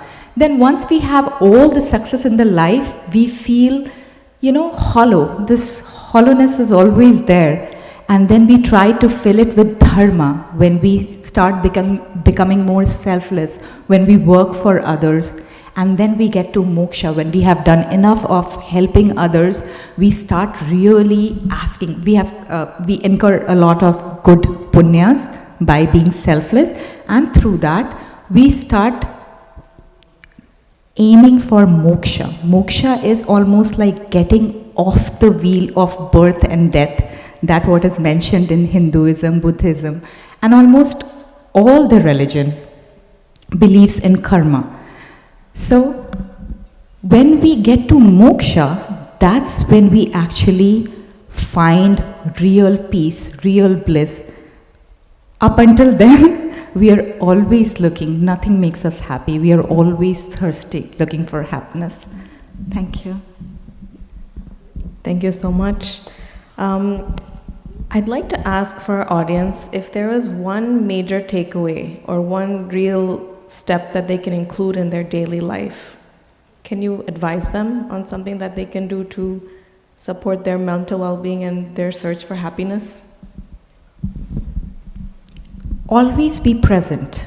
Always be present. Keep coming back to the awareness itself. You know that you are. Right now, if I ask you, do you exist? Do you exist? You know you are, right? Keep coming back to that awareness itself. I am. And make mind, thoughts, sensations, emotions as objects that the awareness in you is perceiving. That will make all the difference. All the difference. Yeah. And as soon as you get up early in the morning, dedicate your time for meditation. Do pranayam, breath work. First do Kapalbhati. Kapalbhati is when you let go of all the restlessness in your body. Then do Nadi Shodhana. You balance Ida and Pingala. That is your emotions and your logic center. Then do Brahmari. Brahmari actually increases the awareness in your body, and then it's easier to get to Samadhi. Samadhi is when you're absorbed in your real self, in that awareness. And then that's when you feel the real bliss, the real joy, and you see everything as part of you. So there is no separation. Then if there is no separation, there is no anxiety as well. You feel one with everyone. Thank you. Thank you so much for those tips. I'm excited to try out some pranahuti and pranayama. Okay, so we will move over to Deepak now. Thank you so much for all of your insights. Let's just do a quick mic check. Hello. That works? Okay, great. So Deepak, could you please walk us through a little bit of what this definition of a wisdom historian means and your work at the intersection of storytelling and education and working with so many people across communities? Namaste and good afternoon, everyone. Thank you for sharing so much of your life experiences. A wisdom historian, it's the etymology of like an oral historian who studies wisdom. I travel around the world. I collect oral history of people's lived experiences and knowledge, and then study that through my research and my education. The second part of your question of how does that manifest in intersection? I grew up in India with a mother who was pulled out of school in grade 5 by her grandmother, who loved her dearly but didn't want her to study with boys. And so that teaches us love in its possessive form can also be violence. And so my mother, who never had this opportunity to study, brought my sister and me and raised us with a passion and a knowing that she had to send us to school. And when we were growing up, we had a very hard time believing that my mother didn't go to school. She's one of the wisest people I know. She's so wise that my dad has never won an argument against her. So we say that's good evidence. And around the age of 14, I asked my mother one day, I came back from school and I was very confused, and I sort of walked up to my mother and confronted her saying, are you lying about not going to school? You know so much. You know everything they teach us in school. You know how to do the finances of the house. You give great advice. Are you telling me you've never read Confucius or Socrates? And my mother said to me, oh, the fact is I didn't go to school. The truth is life is my classroom. I'm learning from living. And to my 14-year-old brain, that meant if she was learning from living, that means everyone who was living was learning something. And we don't have a repository of that knowledge. We study 2% of the golden society, the very known and famous and now infamous people who get to dictate what our wisdom and our legacy of influence is going to be. So motivated by my mother, I started documenting every single person who I met, every school bus driver, every tuition class friend, every neighbor, every guest who came home for dinner. And across, time, by the time I was 17 years old, I had hundreds and thousands of perspectives written in the back notebook of my math and chemistry notebooks. And that really just changed and transformed my relationship with the world. I had a certain sense of openness to the diversity of people. I had a lot more capability to hold space for others. Even though I was severely bullied in school, I wasn't bitter. And that changed something in me. I thought, I have every right to be bitter. I was severely bullied in school to the point I did not want to go to school. But I arrived at 17 feeling so much in love with people and the world. And I thought what contributed was the wisdom that I had documented. I had listened to other people. And I don't think so it is just a research thing. I wasn't a researcher at 17 studying human wisdom. I think it is a learner mindset. I think it is just curiosity that we all need to do. And now I try to bring some of that into my work in education and academia to allow people to see that every single person in this room, in this world, has something to teach if you're humble enough to learn.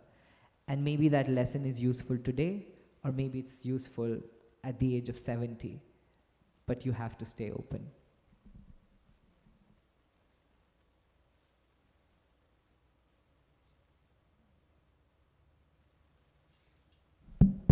Yeah, sorry.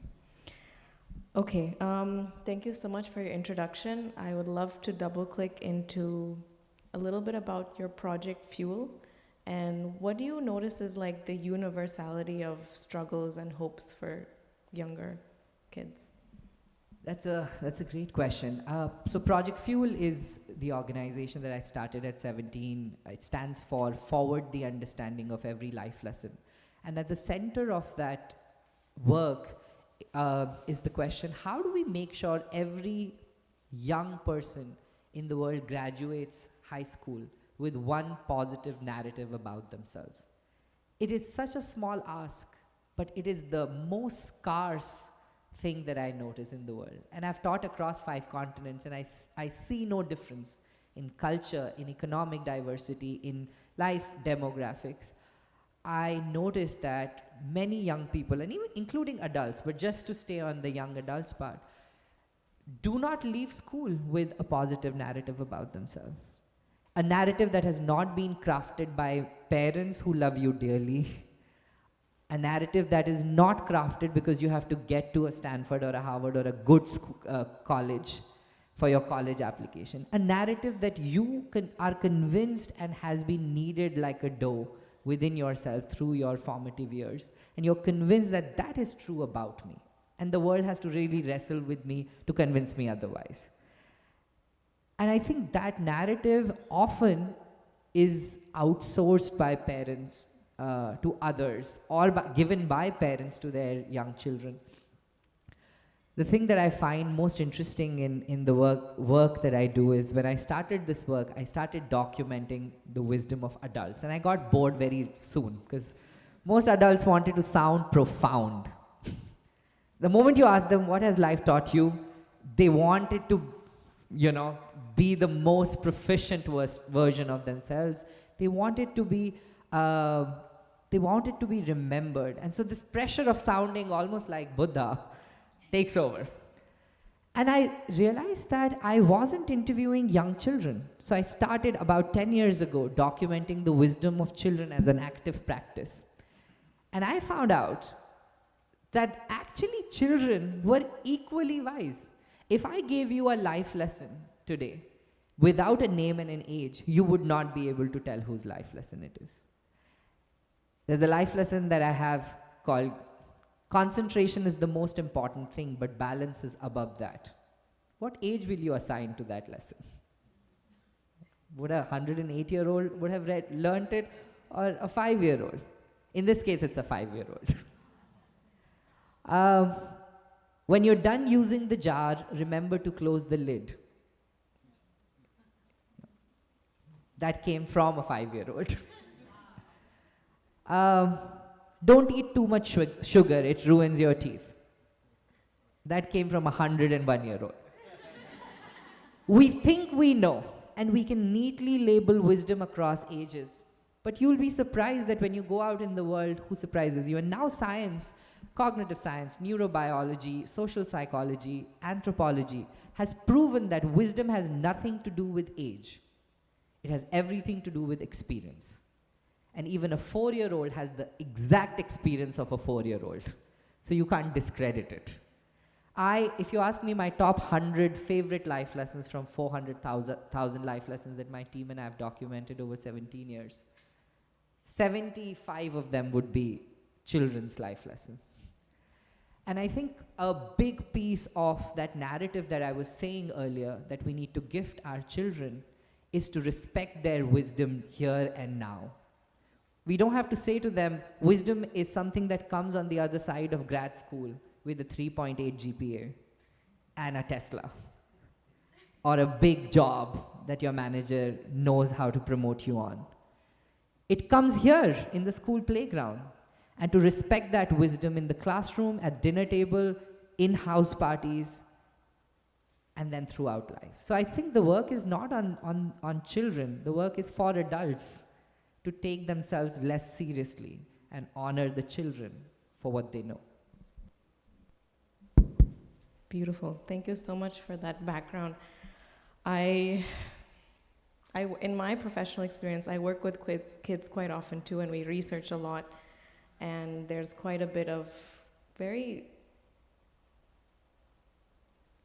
candid, very candid speaking about how this is how I feel, so that's exactly what I'm going to relate to you. There's no shades, there's no colors, there's no different lenses. It's just clarity.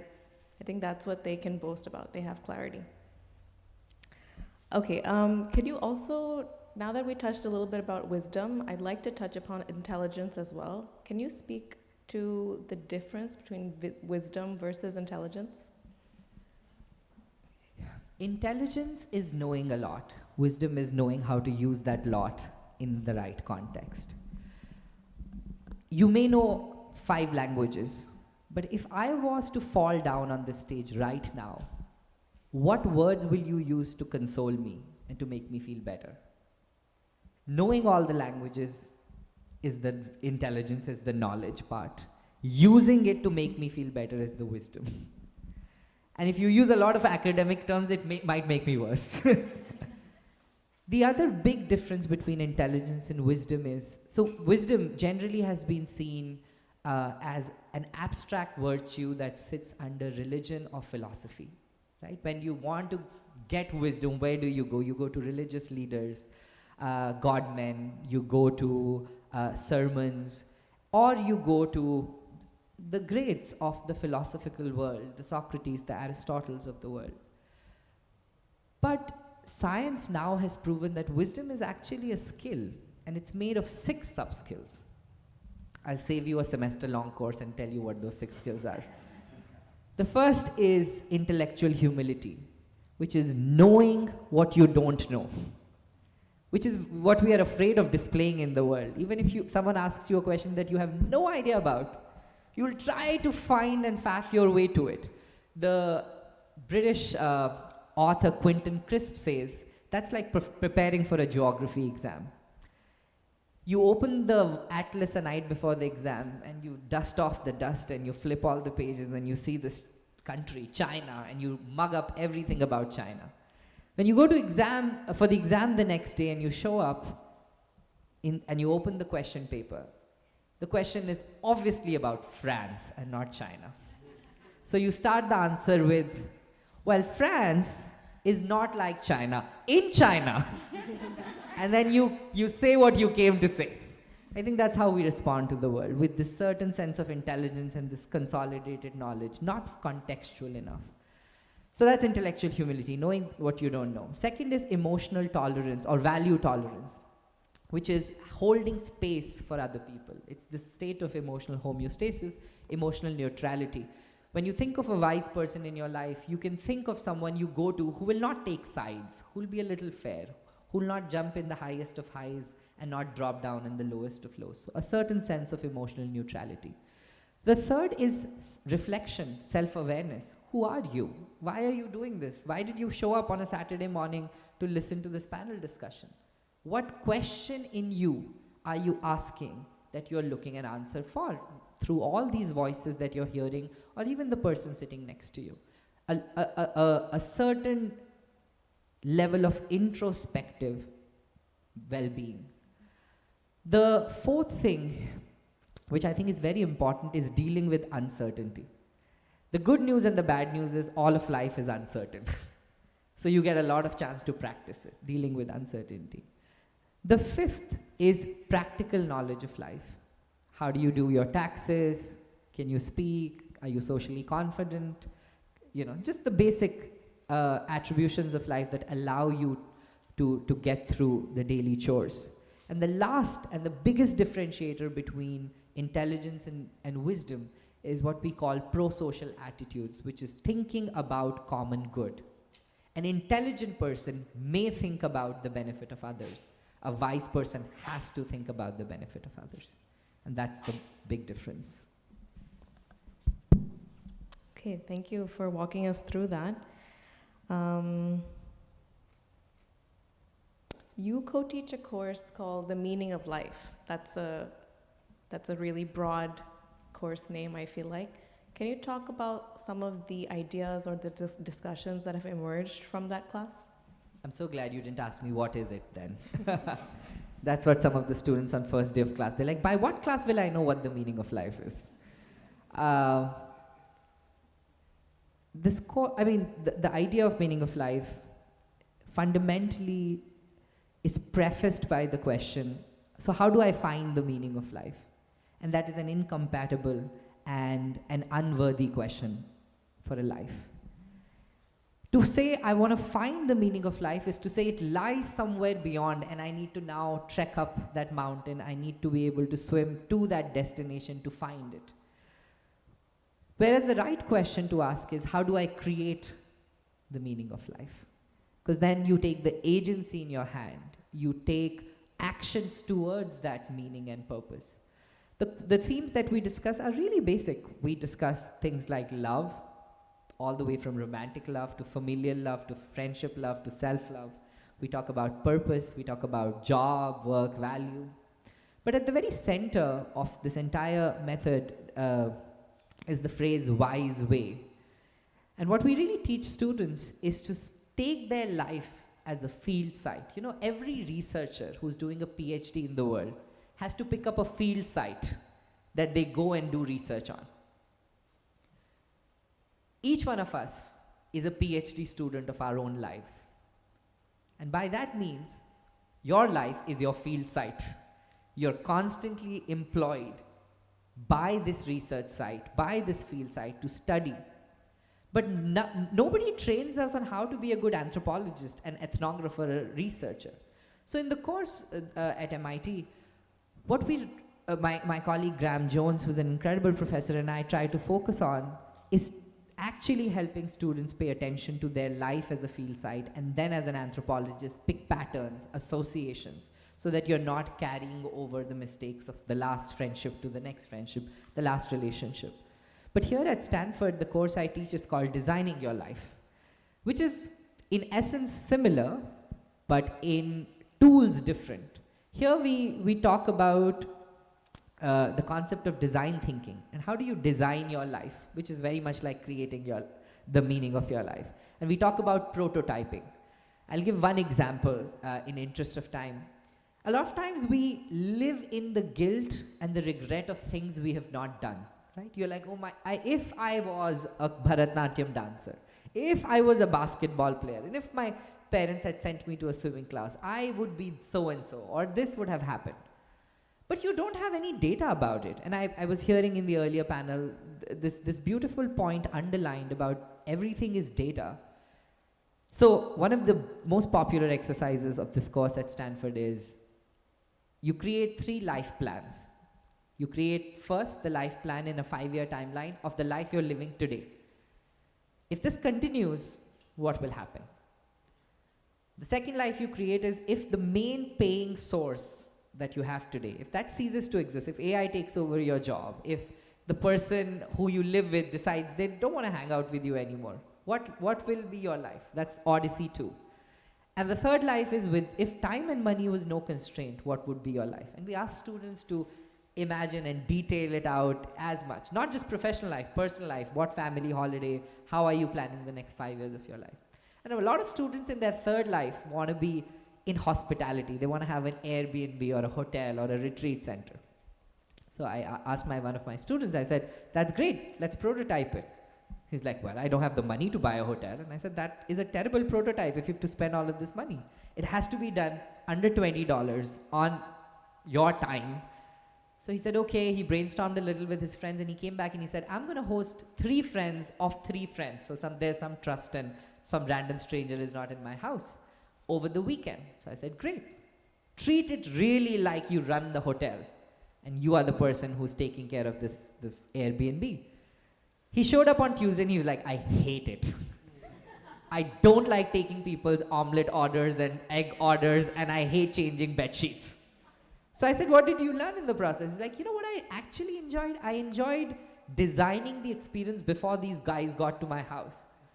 I thought, oh, who's going to stay in what room? What are the things we'll do over the weekend? What music will we play? And so he got the data that he wanted to be an experience designer, not a hospitality hotel owner. We don't give ourselves enough time to prototype in our life, to get that data, to create the meaning. We so seek desperately every single day. So I feel there is more of that prototyping that we need for ourselves, and then for our children to do, and not to create the pressure that they have to win it the first time they get. My parents, you can imagine, being a parent of a wisdom historian is not easy, because you have to explain to people a lot. My parents, when I started this work, used to go to weddings and call me, and they were like, we never get to the buffet. Because someone says, what's your son up to? And then we say, he's a wisdom historian, and then goes 3 hours just trying to explain to them the job. And so I used to say, thank you for being so patient. But I am prototyping, and they understood that. And now when it's fascinating and it's nice, they have more examples, I think we have better data. I don't know if they're still eating at the dinners, but they feel more rested. Thank you for walking us down that. It sounds like prototyping is like you're creating different dimensions of yourself. And I'd like to get your guidance on, If you could leave something or some practical step with our audience today, beyond prototyping, that they can incorporate on daily life, what would you leave with our friends? I think two things are essential. Never claim to know another person fully. In one of the Tibetan wedding rituals, one of the vows the couple takes is, I will never claim to know you fully. And I think it is so incredible a philosophy and a ritual that we all need to borrow, because we use our judgment lens, our bias lens to define people. You meet someone for 5 minutes, you're like, I know exactly who this person is. No, you don't. And so removing this claiming of other people's entirety is, I think, the first step. Ask yourself whenever you meet somebody, do I really know all of this person? You may know some part of that person. So I think that is important. The second thing is, most people, when they're stuck with problems, there are usually three kinds of problems people are stuck at. The first is called an anchor problem. An anchor problem is when you already know the solution and no other solution will help you get past it. I see this with my students all the time. I do at least 21,000 steps worth of office hours every week on campus. An anchor problem, a good example is, you are very hungry and the only thing you want is pizza, because you're convinced that pizza is the only thing that will solve your hunger. So now if somebody gets you a biryani, somebody gets you the most amazing dosa, you will not want it, because you are like, no. Pizza is the one that eliminates my hunger. The second kind of problems that most people are stuck at is what is called a gravity problem. A gravity problem is something you cannot fight against. You want a job desperately at OpenAI.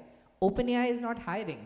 What are you going to do? Not write to Sam Altman and change the hiring processes. Or in the earlier example, you're really hungry, you want a pizza, but all pizza shops are shut in town. What are you going to do? You're not going to fight against that gravity. And most people don't realize they're in a gravity problem. They're stuck for something they cannot change and solve in immediacy. And the third is what is called a compound problem. You're hungry, you want a pizza, all shops are shut, it's raining, your friends live in another city, your parents are upset with you, your girlfriend is not picking up your phone, your life sucks, and your manager wants you to finish deadlines. You're like, wow, where are you going to start? What do you want to solve for? And so the first step is identify what kind of a problem are you dealing with. That's the first step. Release the anchor, don't fight against gravity, and simplify the compoundness of what you're dealing with. And the last thing I would say is, step out for a walk. Really go for a walk as much as you can. There is a whole scientific evidence to the benefit of walks, but from a personal experience, I can say that just going for a walk sometimes really helps you zoom out. It helps you create space, and I'm sure a lot of people already do it, but I just want to emphasize and highlight that the benefits of just stepping out of your thinking brain, of your space, allows you to have some sort of distancing. Thank you. Wonderful. Thank you so much. Is there anything else you might want to add I would like to also touch upon, before we move on to Robert, is a little bit about if somebody is feeling disconnected or they can't find their purpose and that they feel like it's affecting their emotional and mental well-being, would you have any advice for them? Purpose is so overrated. So overrated. Because it is this, it is this beautifully constructed notion that there is just this one thing that you have to achieve, and then everything will fall into place. And second, it has to be about your professional life. I was an overachiever kid.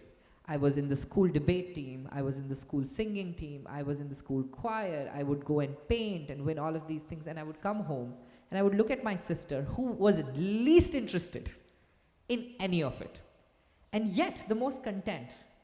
And my sister is really my shiro in life, like really somebody I look up to. And I used to say to her, it must be very hard being my sibling. And she used to say, why? And I was like, I'm this performative kid. My name is in the newspaper every 3 weeks. And she said, no, I'm so happy for you. I want none of it for myself. I want none of it for myself. And I used to say, why? I was like, my purpose is documenting wisdom of people and teaching it around the world. And she said, my purpose is to be a really good sister. And I used to say, no, it has to be something about your career. And she used to say, no, I really want to be a good daughter and a good sister. That's my purpose. And I'm living it. I'm making parathas with mom. I'm listening to your stories from your competitions. Why do I need a career thing? And now that she's 36-year-old with a 3-year-old child, she's exactly the same person. And I was asking her, 4 weeks ago I was in India and I was asking her, I said, has your purpose changed? And she's like, oh yeah, it has evolved. I really want to be a good mother. And I love that. And I think we put, especially in the Bay Area or in the Silicon Valley, I've been here for 2 years.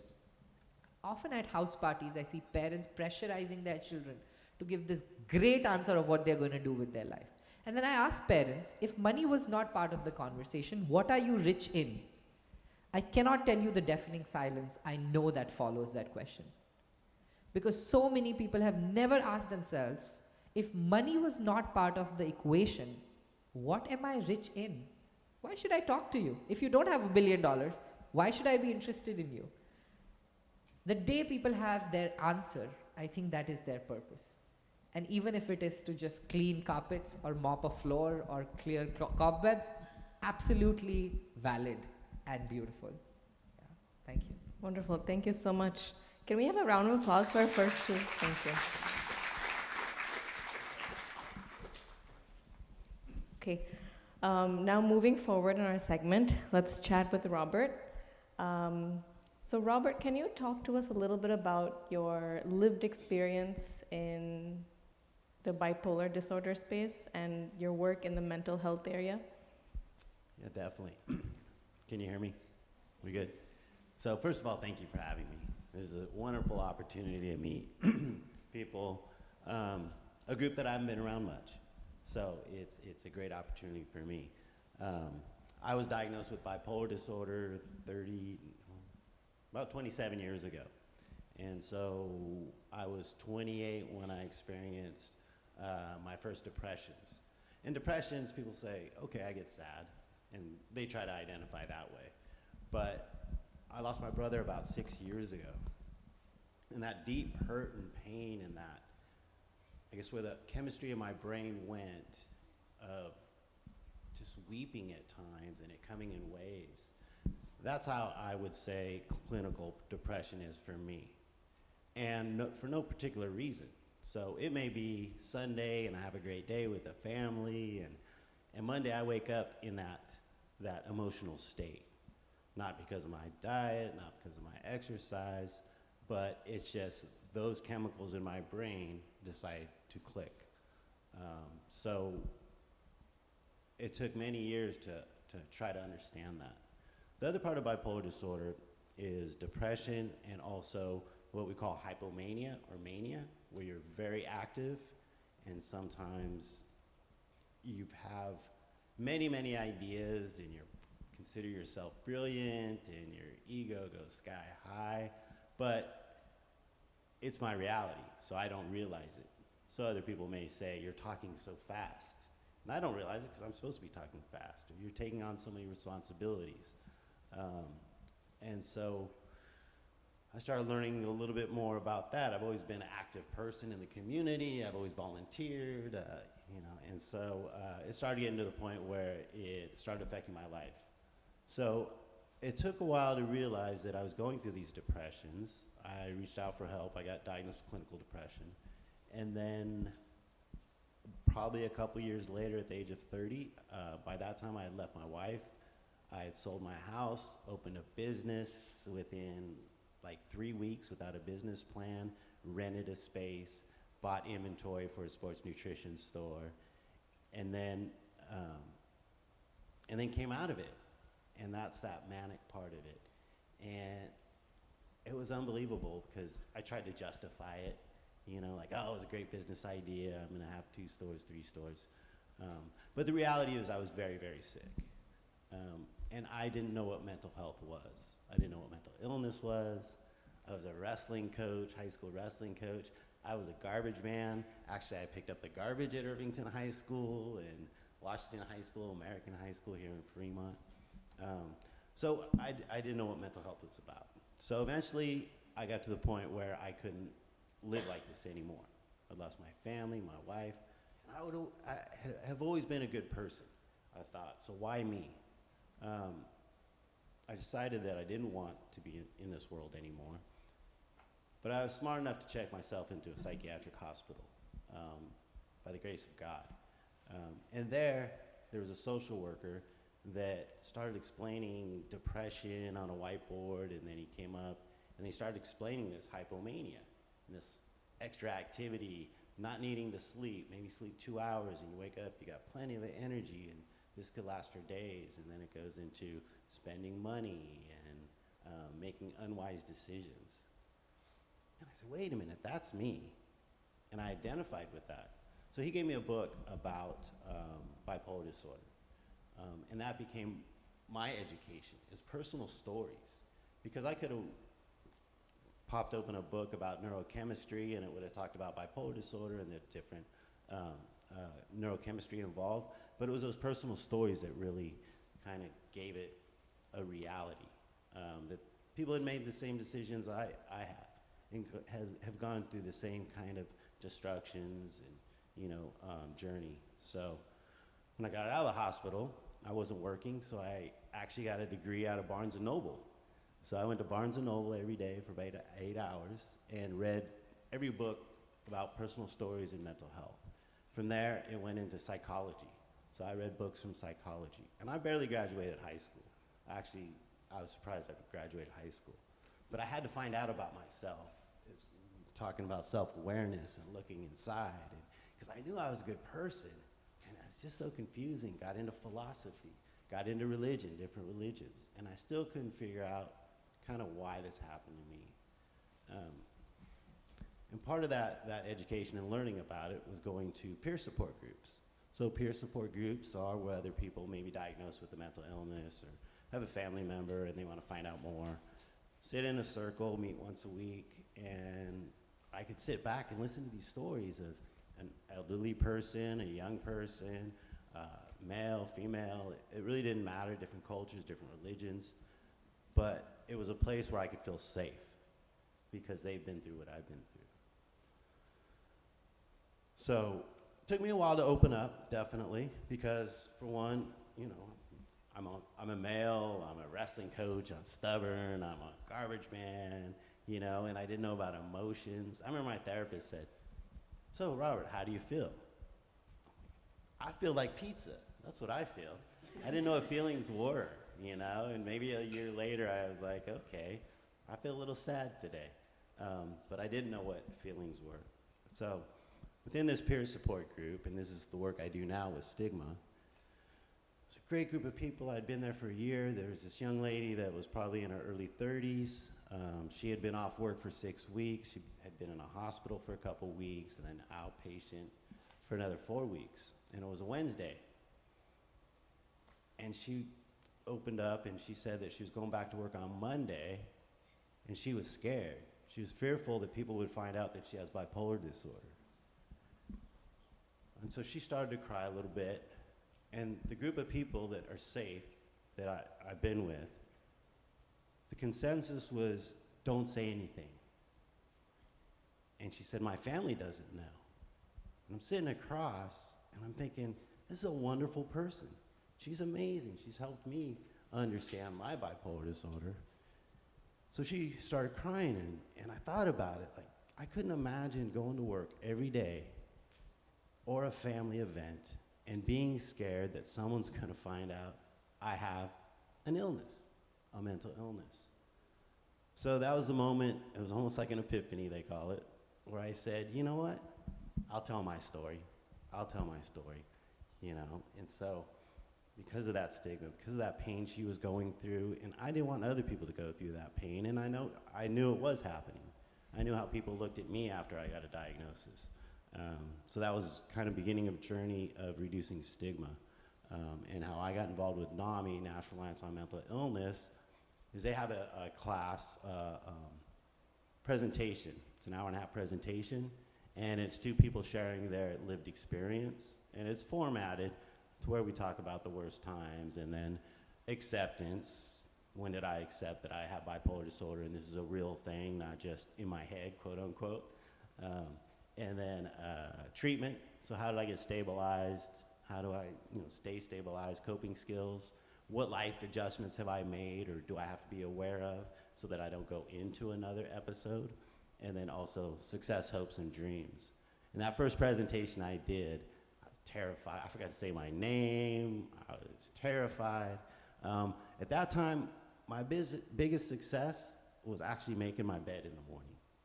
Because for such a long time, I was so depressed that I wouldn't make my bed. I'd stay in it for 14 hours. And other times, I'd be so fast and happy and excited, I wouldn't take the time to make my bed. So at that time, that was a healing point for me when I could stop, make my bed, and it started simple. Now success, hopes, and dreams is different. Success is speaking overseas, doing research at Cal, and actually I am a student at a community college and I'm a sophomore.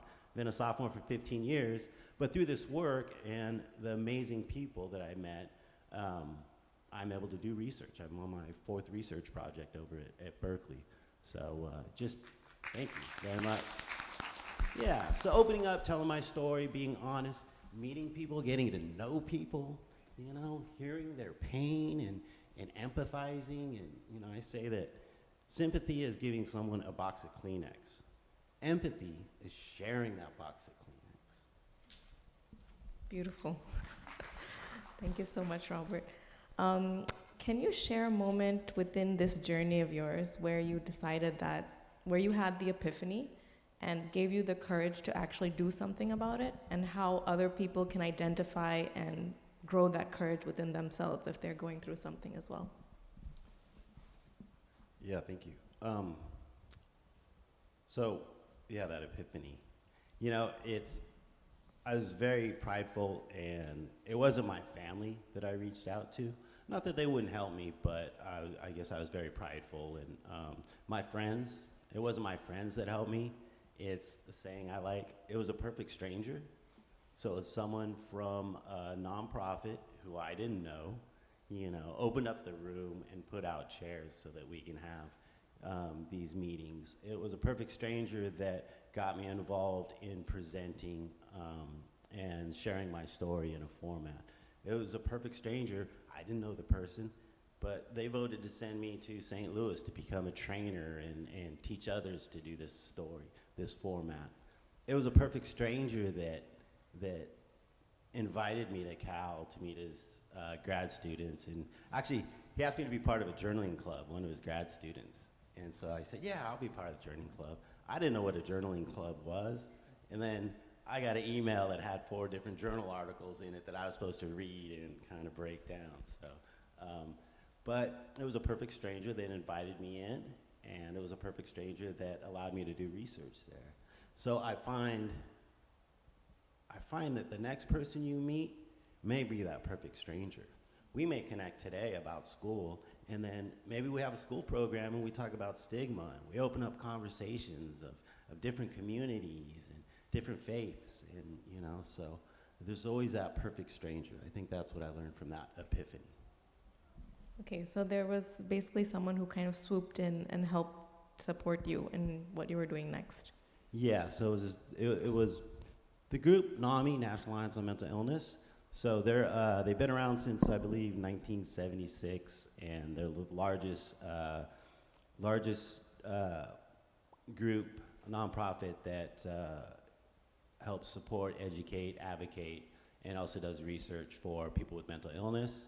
All the programs are free, so whether it's psychoeducation, go out and talk to family members, or do our presentations as people with lived experience.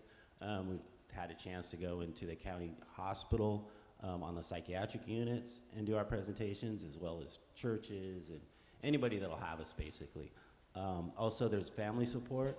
So there's family education. I believe it's a 9-week class once a week, where family members that want to learn about maybe their loved one that has a diagnosis, they can reach out to NAMI.org is the easiest way, and it's NAMI Funny story about that, about 10 years ago, tomorrow's Mother's Day, I believe.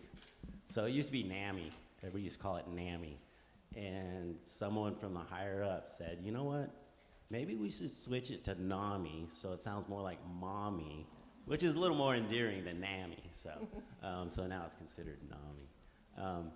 But all our programs are free. Here in Fremont area and Alameda County, there's 4 different affiliates that focus on different programs. We also have support groups for people with a diagnosis. We have support groups for family members. We also reach into schools with a program called Ending the Silence and do a presentation at schools also. So there's always kind of new programs coming down the road. We did a FaithNet, faith-based workshop here in Newark where we had a person that was a Buddhist, Hindu, from the Jewish faith, the Catholic faith, and the Christian faith, all on a panel talking to each other and sharing their experience. And that was wonderful. I mean, that's kind of my dream right there, is getting all the communities together. So it was definitely the nonprofit that helped me out to get kind of back on my feet and really understand, learn about myself, gain some wisdom, you know. It's just, I get a lot of wisdom from other people. One organization I work with, it's called Adversity to Advocacy, and it was based on an idea that we help ourselves by helping others. So that's basically our goal. It's media-based online, and we celebrate the stories of others that have been through an adversity, whether it may be lung cancer, bipolar disorder, sudden loss of a child, and we showcase people that have started nonprofits or got involved in the community. So that way, if someone's new to it, they can go to that website, see a story, even contact the individuals if they're set up that way. So. Okay, yeah, thank you so much. If you could, just to wrap up our session here, if you could just share one actionable daily tip that anybody struggling with emotional wellness or health in general, if you can share that tip with our audience. That's a great question. I think the people that you feel safe with, you can have that conversation. I don't disclose to everybody that I have bipolar disorder or, confide in them. What I've learned is that I surround myself around safe people, and change my lifestyle in a lot of ways. So if you feel safe with somebody, then I think it's good to have that conversation and talk about those emotions, not just, I need to talk about something and whoever's next to you, or, maybe you don't feel safe with that person. This person's not a good listener, Also, sometimes if you bring something up, like we teach in our workshops, if I bring up suicide, am I ready for someone to get mad at me because I mentioned suicide? Or if I mention depression, am I ready for that person to really ask me questions about depression or what I'm going through? So I really would feel safe. Choose somebody that you feel safe, that you could express your emotions And with. talk and find some open line of communication. Yeah, with them. definitely. And, and be a good listener also. Sometimes I start off, I'm having this problem, but then I'm listening and I'm like, wow, okay, I can hear them and, being a sounding board for them or share that with them. Yeah, that sounds like an excellent tip to open our ears and our hearts to someone we feel safe with. One more thing. Please go ahead. So, heartfulness. Something I did learn, and I think this goes to wisdom, is that through the whole ordeal, even when I was a little kid, I didn't understand mean people. I didn't understand why people were mean, especially if they could buy all the ice cream they want. So as a kid, I always just kind of had that attitude. And I realized that this particular disorder, disease, and being on medications, it could take my brain, but it will never take my heart. I've always had the same heart through everything. I've always had the same heart, so thank you. Thank you so much for sharing. If we have any questions from the audience, please feel free to ask them now. Please go ahead. So I have a question. Thank you to all the panelists. Great conversations. wonder, there must be some evolutionary reason why different brain chemistries exist, and instead of thinking of it as illness, can we think of it as variety of humanity and perhaps create a safe society that all the people with different kinds of brain chemistries can exist in a safe way? I'm wondering, because what we do is we medicate people in order to normalize them to the rest of the society. Maybe there's a reason their brain chemistries are like, as you said, mania and then depression. There might be some reason for it. I'm just curious. Yeah, I think having the conversations, and I think like normalcy, I take medication, and I'm okay with that because it creates stability for me. Without that, I take a sleep medication at night because my brain kind of doesn't turn off. And I think each culture looks at it differently. And in the Bay Area, I have found through my travels that the Bay Area is interesting because we would think we're so liberal and open, and we got the greatest ethnic foods in the world right here in the Bay Area. But a lot of people are separated. So, for example, the Asian community may have their own markets, their own real estate agents, their own faith-based place where they worship. Same thing with the Indian community, the Hispanic community, so it's kind of unique in the Bay Area. But the one place that everybody comes together is schools. And that is so important when we start talking about mental illness and stigma, awareness, that's the place the kids are together. And it's early stage to where if we give them vocabulary and let them know what depression is or self-harm, that is a genuine feeling that they're not alone and the only one having that. So because most people experience their first exposure to mental illness is probably around late high school, college. And so if they're prepared with the knowledge and the language, then they're able to get their friend help, themselves help, their relatives help. So, and I think that could be cross-cultural, So at the schools, I think it's very important to start that education and give that language at that time. Okay, that's very interesting, like taking the mask off of the monster and then you realize it's a cat. Yeah. Okay, thanks for sharing, Robert, and thank you to our panelists for all of your interesting and being so vulnerable with us today, because we did not touch upon light topics, and I really appreciate you guys opening up and sharing what you felt and experienced from your hearts. So we really thank you for your time today, and I think we have something to share with you. Please stay seated.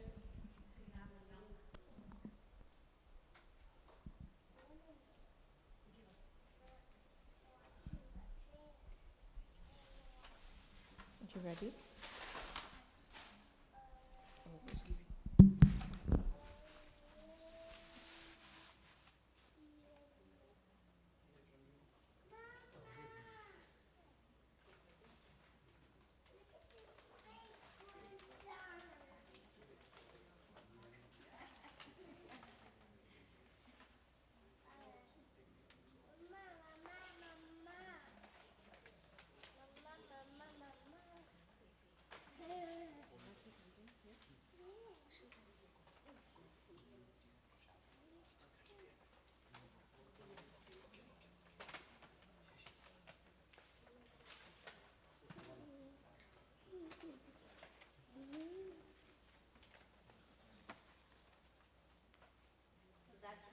He's our youngest attendee today.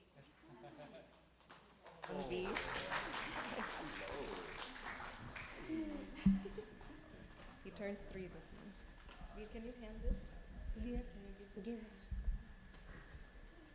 Okay, she will give this.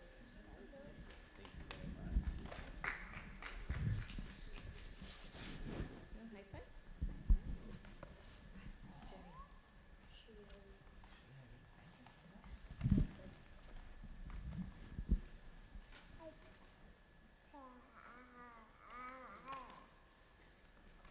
Thank you so much for joining us.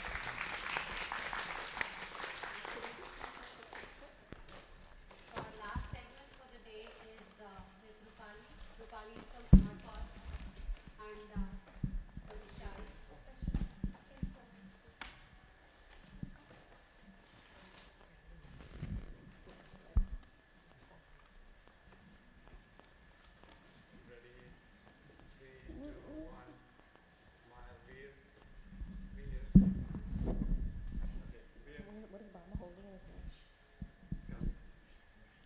3, 2, 1, smile. Thank you so much. Thank you. Okay, thank you for helping us dive deeper into these topics. And now we have another session planned for us today, and I'd like to introduce Rupali.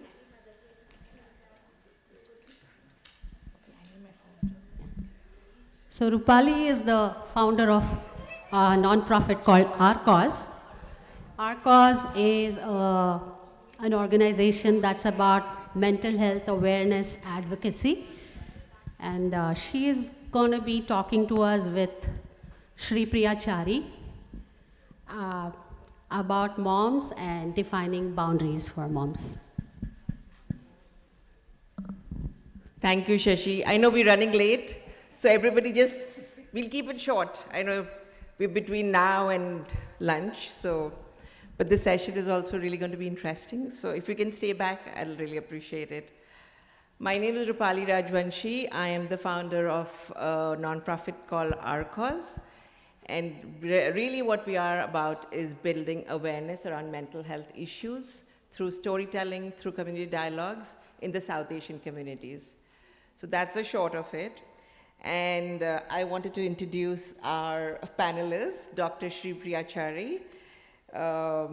She is a licensed clinical psychologist and associate professor working across Inspire and PTSD and Center Space clinics at Stanford. And really happy that you're here today. So just to introduce our session, it's called Chalo Baatein Kare, which means we're going to make it interactive. We'll have some questions, but we'll also make it interactive. So anybody has any questions, just raise your hands and we'll go from there. Today's topic is, Dear Mom, your boundless love deserves boundaries. Tomorrow is Mother's Day, so this is really an apt topic because, mothers, right? Like how in Indian movies they personify mother as this sacrifice person who's always sacrificing for the family. Mere paas maa hai. Eh maa, teri surat se like Bhagwan ki murat. I mean, like, mom is like supposed to be like, and not to take anything, less of it, but how do we start like talking more about like giving her boundaries, giving her the respect, which we do, not only on Mother's Day, but we should. So let me just ask you guys, what is the first thing that when you talk about mothers, like let's get Indian movies in the room.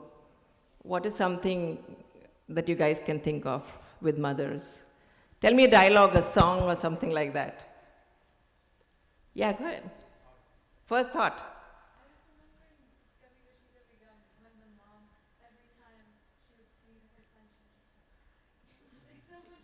Yeah. Every time they were reunited. And she could, when he came down on the helicopter, even though she was super far away, she felt his presence. So that stands out to me. That's really an amazing thing, right? Like, Kabhi Khushi. That's great. Anybody else?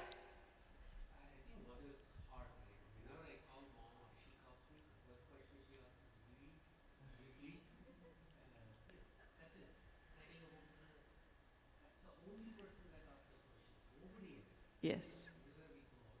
Boundless love.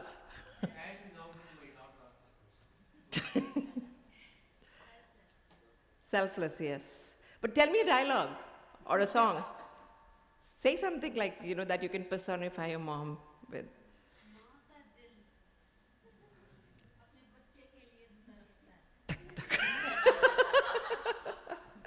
But you were saying something too?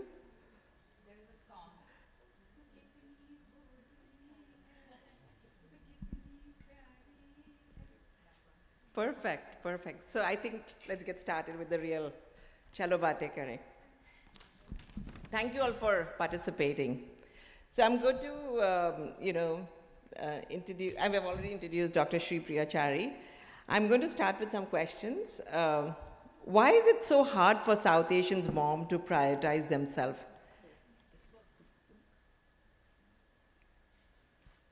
Yes. So like at South Asian moms, right? Like, why do we feel so guilty? Is it like cultural conditioning? Is it something deeper? Like, what have you found in your work? So I think, can you hear me? Okay, I can speak loudly as well. So I think it's a combination of lots of things, right? So, what you were all alluding to, culturally there's this expectation that a mother will be an ideal mother, ideal spouse, ideal parent, ideal daughter-in-law. And, for many South Asian women, I think that responsibility goes beyond just even their nuclear family. You have to be that caregiver role for, the extended community, and also the keeper of tradition, right? Making sure that all the festivals are celebrated, making sure that, everything sort of falls in line. And that's a huge responsibility. And what comes often with that is a sense of guilt, because it's, if you're not able to, nobody can be an ideal mother or ideal spouse or whatever, right? I mean, the word ideal is there for a reason. And so there's this sort of internalized expectation, and when we're not able to meet those expectations, it comes with a sense of guilt, which, is not, and that I think eats up at mothers. And it also impacts the sense of identity, because if your identity is wrapped up in being this caregiver, there's also no space to explore what, who you really want to be, what you really want to do. And sometimes, there's societal pressures that push you into not thinking about your own identity. We see, for example, now in my clinical work, it's actually been very interesting. We now have a new South Asian program, and we see women who are, past retirement age, who have been, have dedicated themselves to their careers, their families, their children, their spouses, and now their children, have grown up, don't really need them anymore, they're, retired from work, and have not really taken time to build their own sense of who they are, their identity, what are the things that I enjoy doing, what are the, even a relationship with the spouse, right, suffers. And it's suddenly like, oh, now I'm living in this house with this strange person, like, what do I do? And it becomes, very serious issue at that point, right? So I think this thing is really, really important, because as we all are aging, right, this thing what you just talked about, what next, right? Like, we've given all this time, we grew up with this thing when we were growing up, you're going to be a good mother, and then you are a good mother, but you put yourself last always. Totally, right? And I think like most South Asian women do realize that they have value, but then we've all been told that, you have to prioritize everybody else's needs first. Yeah. So what have you felt, right? Like, what is the mental health consequence of putting yourself last? I know you touched about it a little bit more. Right. So I think there are different ways of looking at it, right? I think not just mental health. So I think there's a sense of like burnout, where, if you're the caregiver, you're sort of giving and giving and giving, and you're not sort of replenishing your own resources, you're going to feel burnt out, right? All of us have probably felt that at different times, not just women, men, everybody. And then, with long-term sense of overwhelm, that can lead to, like, mental health challenges like anxiety and depression and so on. It can lead to physical health issues, and especially, I think, in our South Asian community, we often don't have the language to talk about mental health. So a lot of difficulties manifest as physical health difficulties. So, we see people with, unexplained pain, unexplained like weakness, unexplained, I just don't feel so good, like headaches, GI upsets, things like that. And then, it impacts relationships. Like I said, if we don't have the time to be spending with the people who are nurturing to us, if we're always nurturing other people and we're not, hanging out with friends or, other situations, then it gets very depleted. Yeah. So anybody wants to just chime into this thing about like always putting yourself last, right? Like, how have you guys felt about it, or any anecdotes that you would like to share? Yeah, go ahead.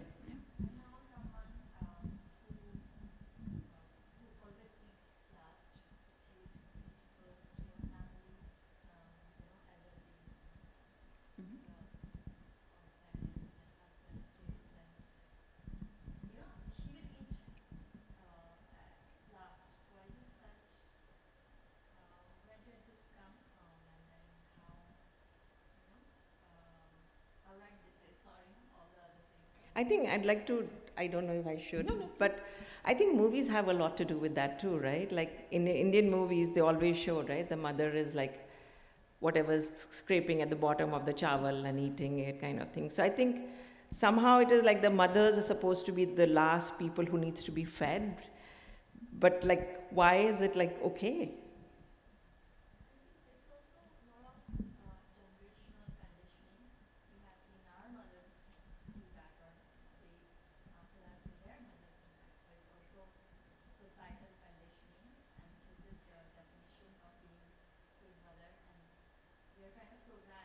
You're totally right, right? I think that's what the thing is, right? Like, we are conditioned and we keep thinking it's okay. But there are, like how Dr. Sri Priyachari said. And one way to think about, I mean, like, you know, if you're trying to break the cycle, that can come with a lot of feelings of guilt. And one thing to think about is, you know, what message are you sending to your children, you know, your daughters, your sons, right? Because if you're putting yourself last, you're sort of perpetuating that same thing that has maybe passed on from, you know, previous generations, right? Because our kids learn from, you know, how we interact, and if we're running on fumes, you know, they think it's okay to be running on fumes, and that's probably not, if you just stop, you know, across many interactions, you know, to an earlier point I think that was discussed, when you ask parents, for example, like what would you really want for your children? Most people will say, oh, you know, I want my child to be calm, I want them to be peaceful, I want them to find this sense of sort of center, right?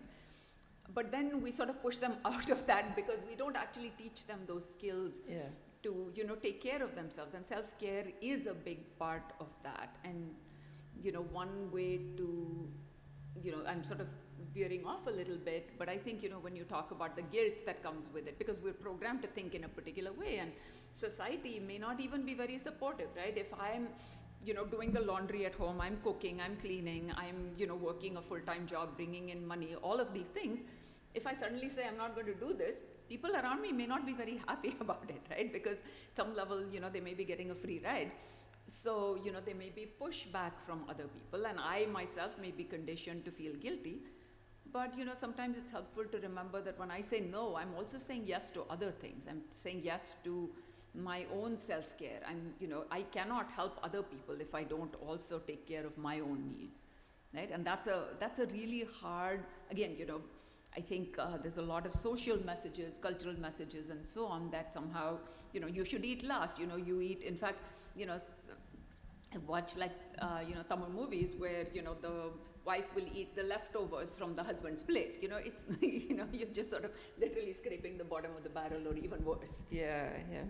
No, I think that was actually my next question too, right? Like, when you're not doing what you're supposed to do, or you speak up for yourself and I'm not going to do it, you know, and your family who you love so dearly, or your friends are like, what a bad mother you are, you know, you're saying no to your child.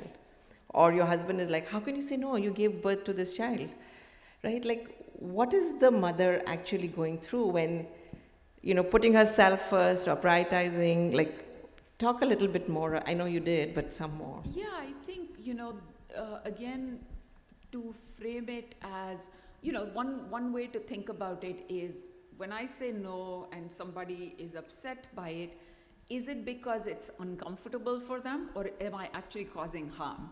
Like, if somebody is really in need and, you know, they're dying and, you know, you drop everything and go help them. But most often it's just causing discomfort to somebody, but at great cost to me.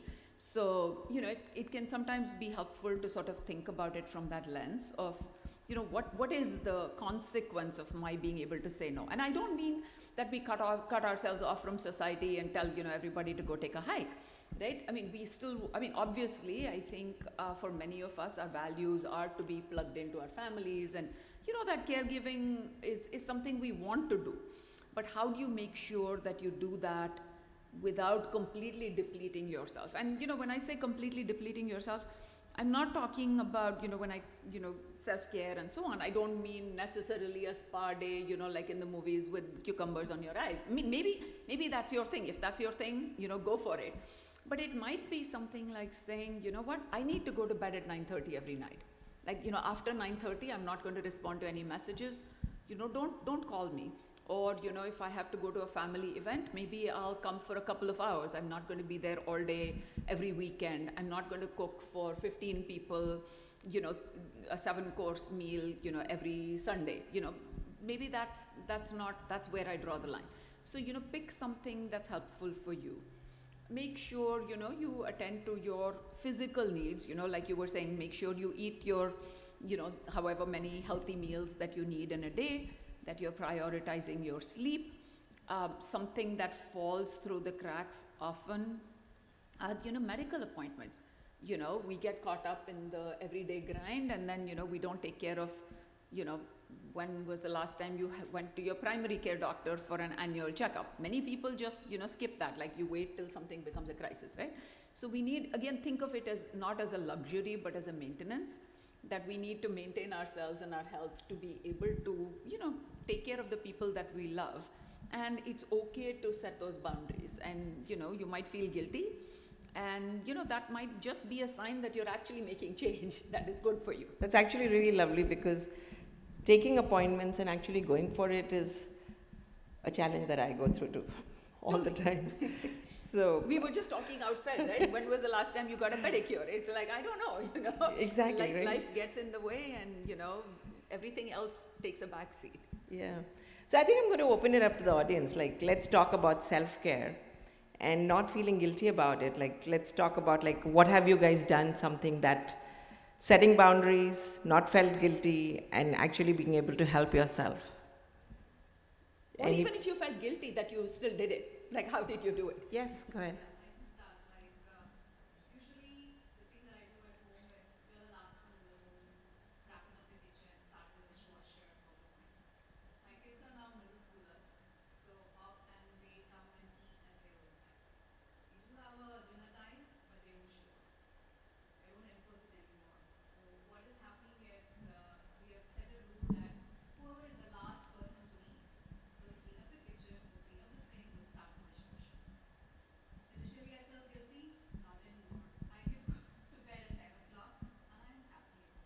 That's a fantastic way to put responsibility on the person too. Something very simple and very effective.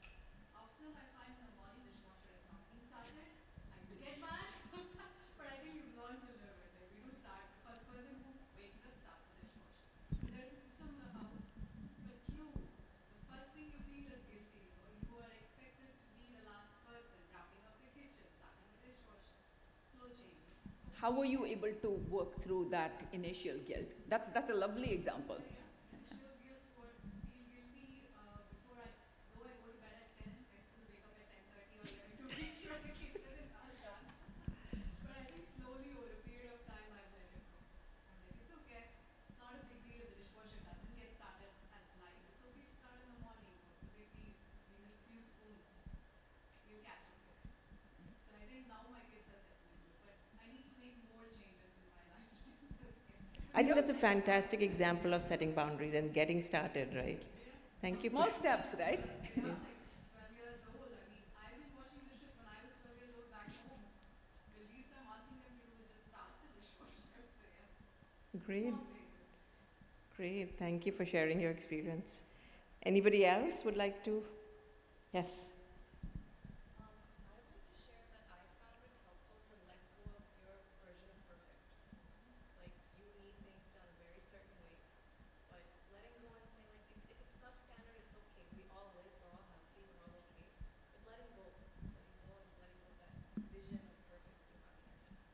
That's really good.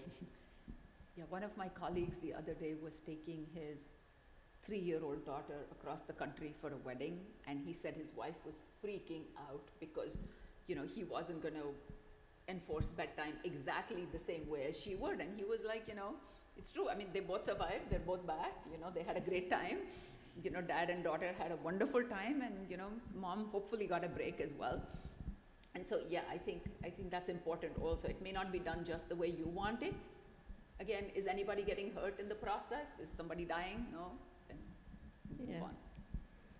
After my brother's death, I had to take a month off just to be with myself, and my family was very supportive.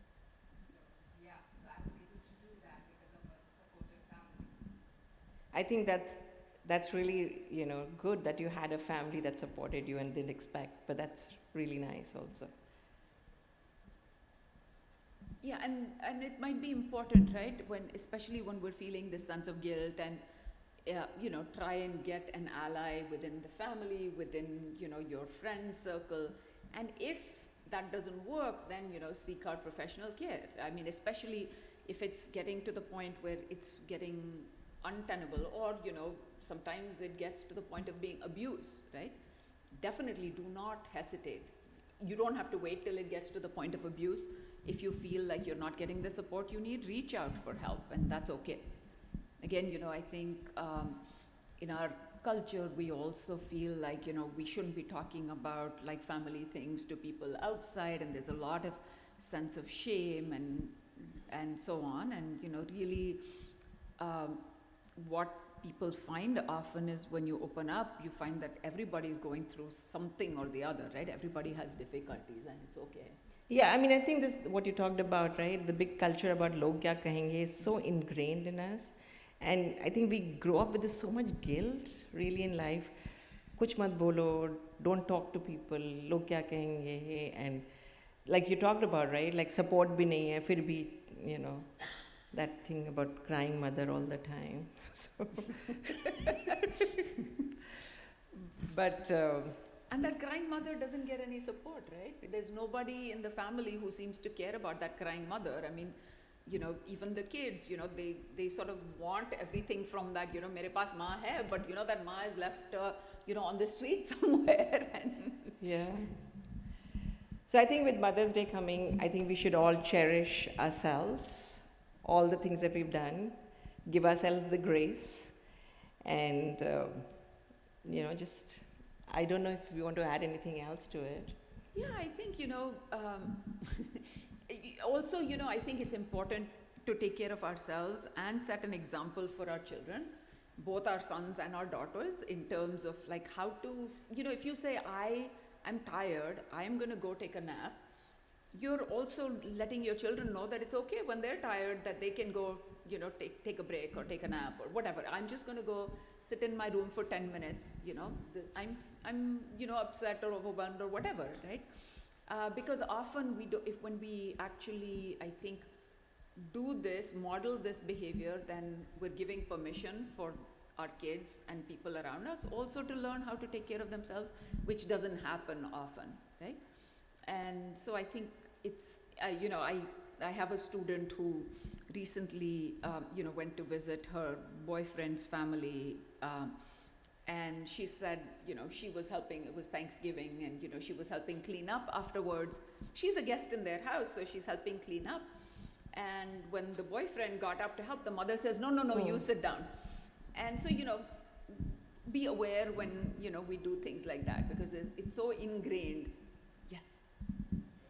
So what you said, I just like to add that setting the right expectation is in my mind, because as a mother, what we see that she's the last for doing anything, or she has the feeling that everything she has to do for everybody in the family, and that expectation goes on even the kids are grown up or husband.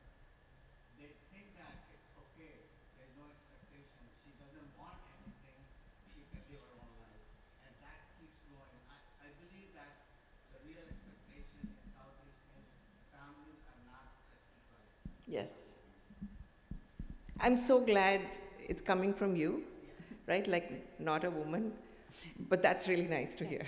And we don't talk about these Yes. things at all, right? We don't talk about expectations. We don't talk about, what I'm feeling or what somebody else is feeling, what the roles are in the family. In multi-generational families, this comes up often, right? Mother-in-law is saying something, daughter-in-law is saying something. Nobody sits down. They don't sit down and say, hey, this is my perspective. Can we, agree to disagree or have, like a, a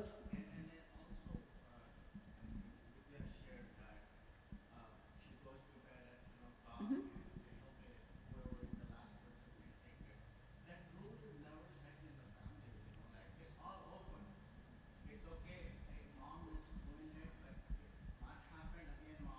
Yes. Right, right, right, right. Mom might be working 2 full-time jobs and still has to load the dishwasher. Right. So it's okay to talk about these things and set those boundaries, right? Setting boundaries is really important. And I think like what we talked about, right? When you set a boundary and say no to something, one should not feel so guilty about it, right? Like, it's okay, we're doing it for our own self-care and, taking it forward. So I think with that, I know we are running really late. We were supposed to be for an hour, but I'm going to keep it short because everybody is hungry. Anybody has anything else to add? It is a conversation, with the community. Yes, go ahead. Yeah. Yes, please. Yes, please do.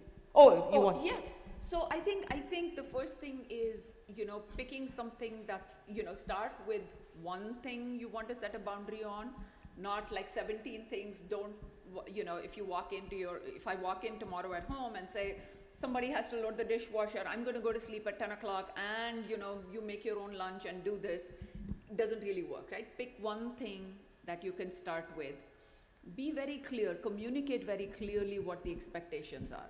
Like you were saying, right? You say, I'm going to go to sleep at 10 o'clock, be consistent, make sure that those boundaries are something that are realistic, that are repeatable, and that, help you in your own emotional regulation, right? That they should be helpful for you. You're not just setting a boundary just to set a boundary.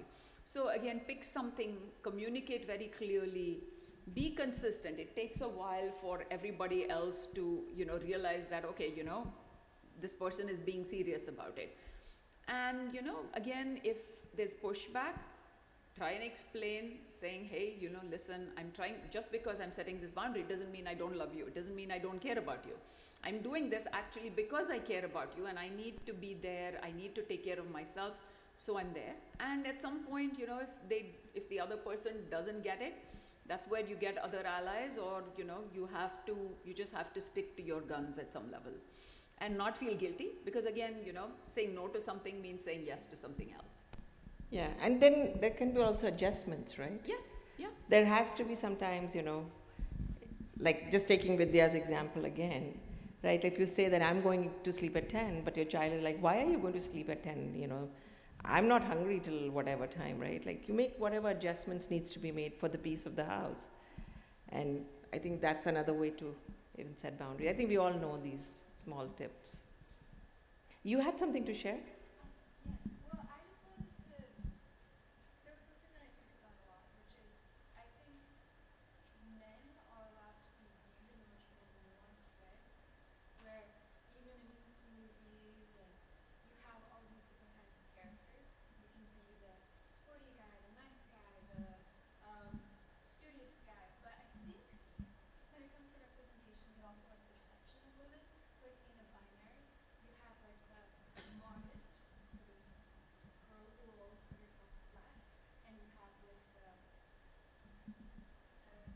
The vamp. The vamp? Like a more vindictive, aggressive kind of archetype.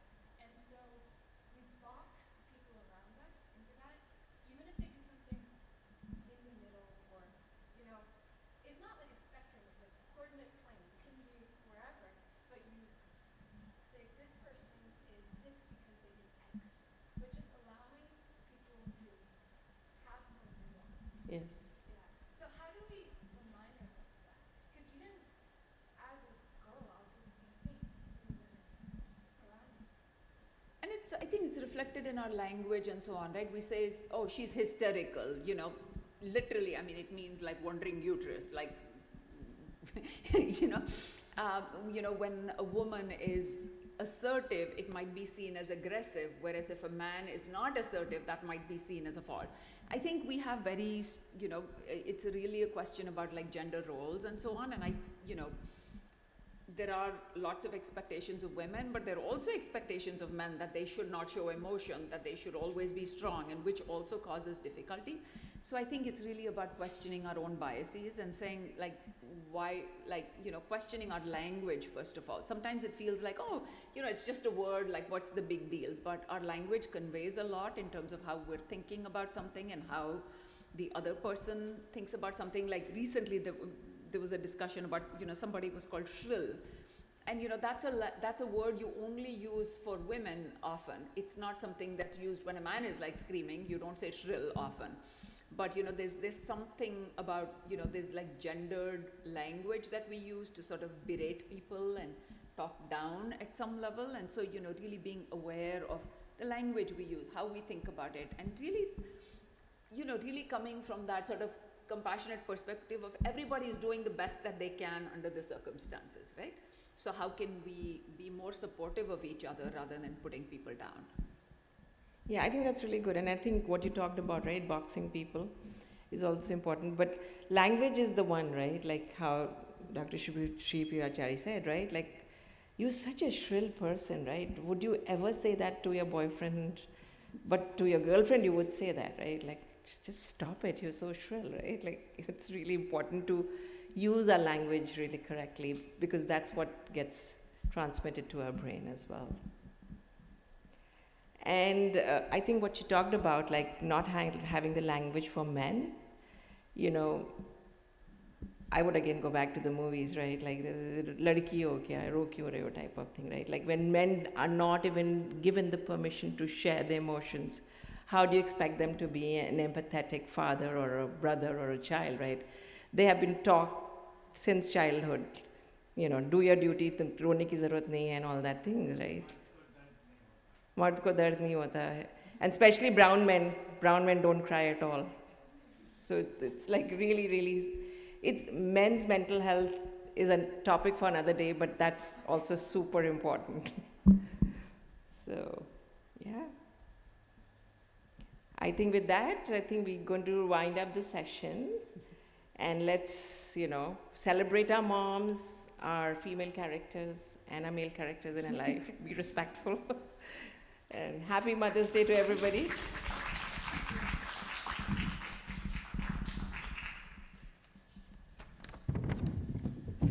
Oh, by the way, I just want to just ask all of you to do a survey because that's really important. We want to continue with our program. Soumya is here. Where's Soumya? Okay.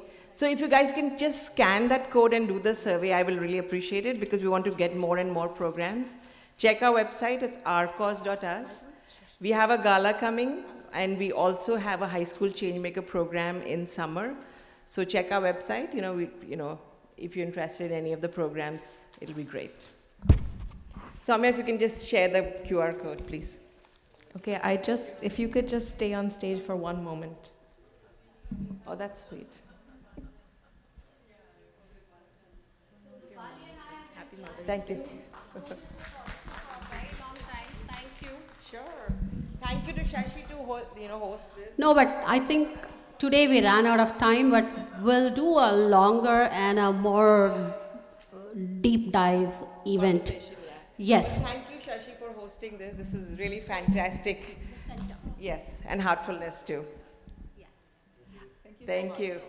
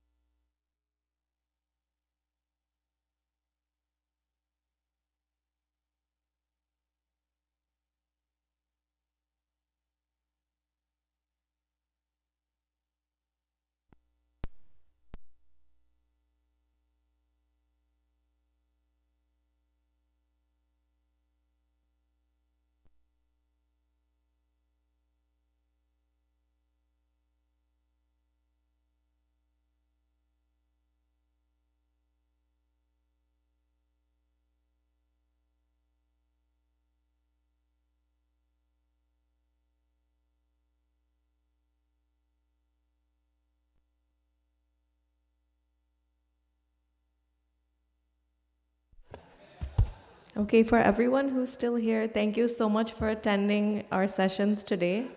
We went through so many wonderful conversations, and please feel free to visit our center on the weekends and on Wednesday evenings.